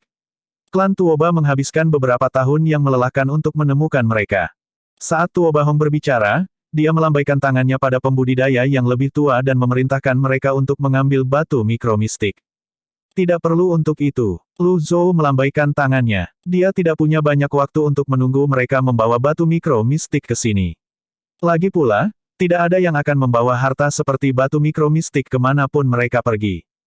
Tuoba Hong tercengang. Berbicara secara logis, dia seharusnya senang bahwa Lu Zhou menolak tawarannya. Namun, terkadang, penolakan bukanlah hal yang baik saat ini. Entah permintaan maafnya dianggap tidak tulus atau dia benar-benar menyinggung orang di depannya bahwa 2 batu mikro mistik tidak cukup untuk menyelesaikan masalah. Dengan pemikiran ini, dia buru-buru mengeluarkan jimat giok putih susu. Kemudian, dia datang ke hadapan Lu Zhou dan menyerahkannya kepada Lu Zhou sambil dengan tegas berkata, terimalah ini. Saya harap Anda tidak meremehkannya. Petik 2. Semua orang melihat ke atas. Zhao Yu berkata sambil tersenyum. Untuk berpikir kamu bersedia berpisah dengannya. Jimat giok kolektif. Yu Zhenghai memiliki kesan samar tentang itu karena dia telah melihat Fan Zong dan Yan Zhenluo menggunakannya. Lu Zhou sedikit ragu. Dia tidak memimpin semua orang di sini untuk meminta hal-hal ini. Lagi pula, dia bukan bandit. Mengapa semua yang dia lakukan seolah-olah pemerasan? Namun, tidak diragukan lagi jimat giok teleportasi kolektif adalah harta karun. Tidak hanya itu bisa menyelamatkan hidup seseorang, tapi dia bisa menggunakannya untuk segera kembali membantu rakyatnya. Sekarang ketidakseimbangan telah memburuk, bencana mungkin menimpa domain teratai emas di masa depan. Sementara Lu Zhou ragu-ragu, Tuoba Hong berkata lagi, Tuan Tua, tolong jangan tolak saya. Saya sangat tulus tentang ini. Petik 2. Lu Zhou berkata, ada debitur untuk setiap hutang. Bagaimana saya bisa menyalahkan Anda atas kesalahan Tuoba Sicheng? Tuoba Hong sangat gembira setelah mendengar kata-kata ini. Dia segera mendorong jimat giok dan berkata, terima kasih, Pak Tua, karena begitu pengertian. Tolong terima jimat giok ini. Petik 2. Baiklah. Keempat Tua. Lu Zhou melambaikan lengan bajunya. Ming Shihin mengangguk dan dengan santai melambaikan tangannya, membawa jimat giok ke tangannya. Tuoba Hong menghela nafas lega. Dia tahu sudah waktunya untuk pergi. Jika dia tinggal lebih lama lagi, siapa yang tahu jika situasinya akan berubah. Karenanya, dia berkata, maaf telah mengganggu semua orang hari ini. Saya akan mengunjungi hari lain untuk meminta maaf kepada Yanan. Aku akan pergi sekarang. Aku tidak akan melihatmu keluar, kata Ye Wei. Tuoba Hong melambai pada anggota klannya. Astaga, astaga, astaga, astaga, astaga. Tak lama kemudian, orang-orang dari klan Tuoba menghilang ke awan. Setelah terbang sejauh 100 mil, Tuoba Hong akhirnya berhenti. Dia berbalik untuk melihat ke arah Yanan. Penatua Tuoba, apakah Yang Mulia Tuan Tuoba mati sia-sia? Seorang murid, yang masih belum bisa menerima kenyataan, bertanya. Tuoba Hong berkata dengan suara yang dalam, tidak ada alasan bagi Tuan Muda Zhao untuk berbohong. Bahkan Yang Mulia Tuan Qin mempercayainya. Apalagi yang bisa kita lakukan? Semua orang terdiam. Penatua pertama, jika semuanya benar, maka lelaki tua itu tidak tampak seperti orang jahat. Tidak perlu menawarinya jimat giok transportasi kolektif, kan? Alangkah baiknya jika dia tidak menerimanya. Sekarang klan Tuoba tidak lagi memiliki tuan yang mulia, klan itu kemungkinan besar akan menurun. Dengan itu, tidak akan ada kekurangan orang yang akan menginjak-injak mereka ketika mereka jatuh. Hari-hari mendatang hanya akan menyedihkan. Tuoba Hong menghela nafas. Kalian semua masih terlalu muda. Klan Tuoba tidak memiliki hubungan dengan Lu Zhou sama sekali. Sebaliknya, mereka mendapatkan sisi buruknya. Jika mereka bisa menyelesaikan masalah dengan kata-kata saja, lalu apa gunanya berkultivasi? Setelah melihat klan Tuoba pergi, Qin Renyu mengangguk. Dia berbalik dan bertanya, Kakak Lu, apakah kamu puas? Lu Zhou menggelengkan kepalanya. Qin Renyu terkejut. Dia bertanya, Saudara Lu, apa maksudmu? Lu Zhou hanya mengucapkan 3 kata, Qin Nai He. Qin Renyu mengerutkan kening setelah mendengar 3 kata ini. Saudara Lu, Anda tahu manusia bebas klan Qin kami. Ini lebih dari sekedar mengenalnya. Dia pengkhianat klan Qin. Mosang meninggal dengan kematian yang mencurigakan sehingga dia tidak bisa melalaikan tanggung jawabnya. Jika Saudara Lu mengetahui keberadaannya, saya harap Anda dapat memberitahu saya, kata Qin Renyu. Dia sekarang salah satu anak buahku, kata Lu Zhou acuh tak acuh. Qin Renyu. Petik 2 tanda tanya petik 2.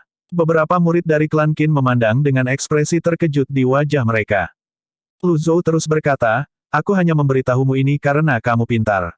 Jika itu orang lain, saya tidak akan repot. Petik 2. Qin Renyu menekan keterkejutan di hatinya dan bertanya dengan cemberut, Saudara Lu, apa yang terjadi? Lu Zhou bangkit dari tempat duduknya dan meletakkan tangannya di punggungnya saat dia berjalan ke tepi platform awan. Dia melihat gunung dan tanah yang terbentang di depan matanya saat dia perlahan berkata, beberapa waktu yang lalu, saya berkultivasi di pengasingan dekat kolam dingin di puncak gunung di domain Lotus Merah. Pada saat itu, Qin Mosang menyergapku. Saya melihat bahwa dia masih muda jadi saya hanya menghancurkan salah satu bagan kelahirannya sebagai hukuman. Petik 2, petik 2. Mata Qin Renyu melebar. Rasanya seolah-olah arus listrik mengalir melalui tubuhnya, dan rambutnya berdiri. Dia secara naluriah mundur beberapa langkah. Lu Zhou tidak memperhatikan reaksi Qin Renyu dan terus berkata, namun, saya tidak menyangka anak itu begitu keras kepala.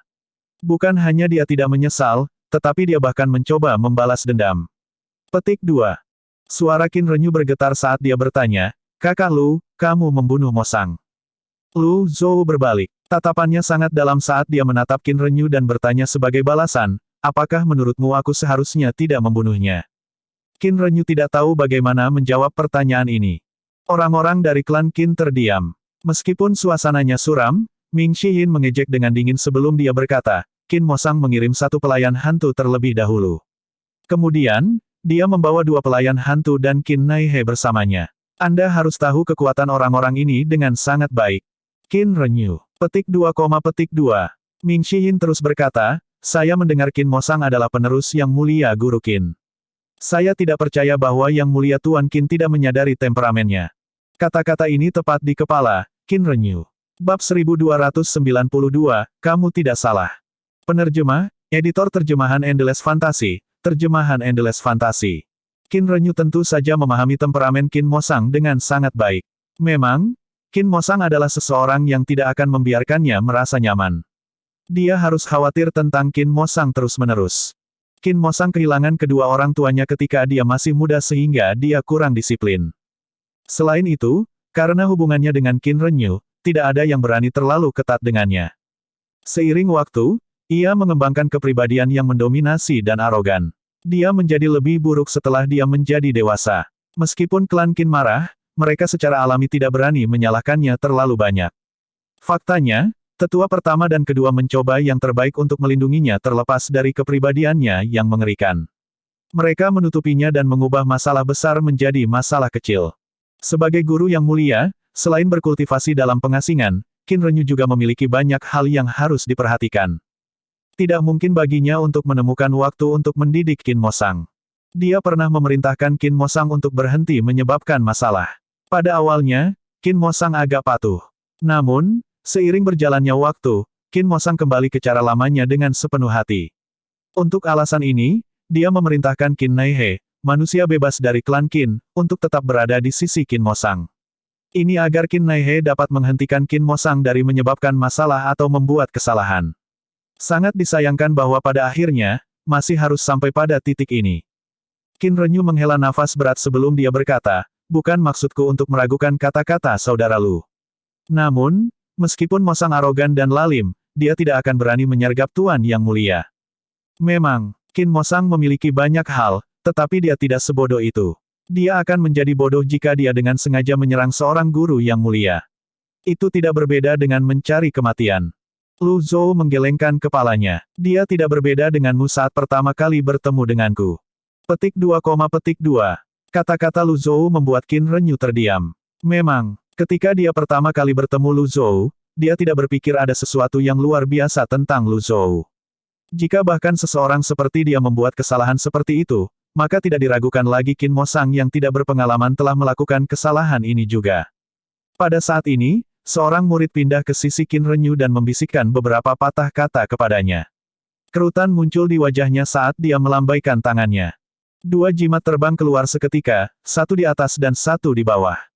Kemudian, sebuah proyeksi muncul. Qin De muncul di depan mata semua orang. Yang mulia Tuan Qin, saya telah menemukan kebenaran.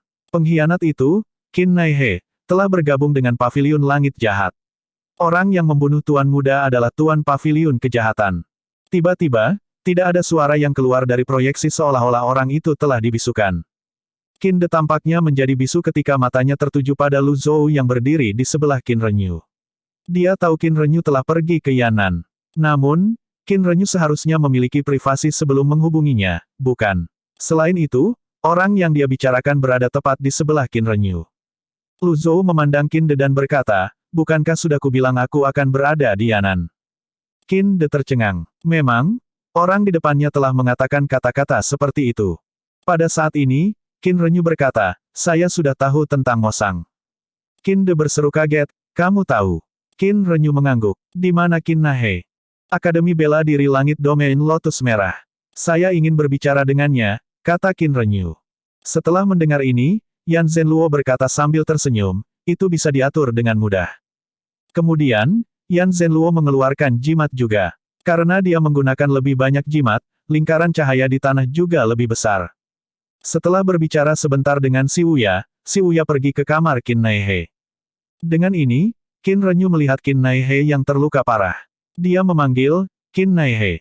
Qin Naihe buru-buru turun dari tempat tidur dan berlutut di tanah. Dia berkata, ini salahku karena gagal melindungi Tuan Muda.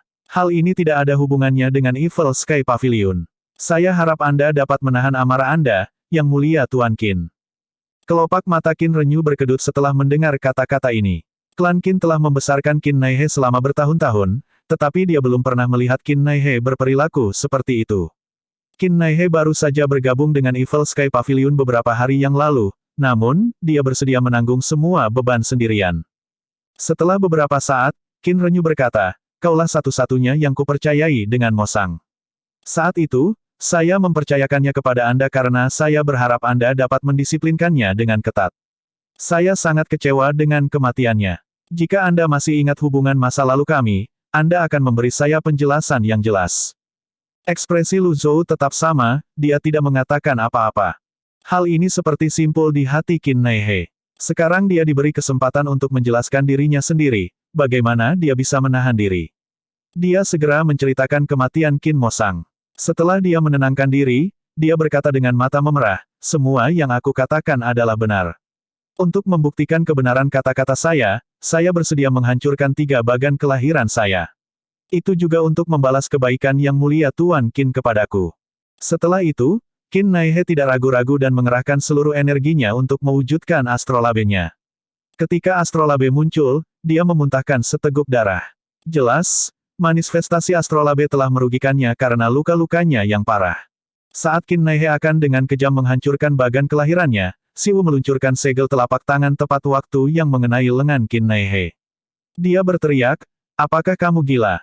Qin Naihe menahan rasa sakitnya dan berkata, "Tidak diragukan lagi bahwa Tuan Muda salah.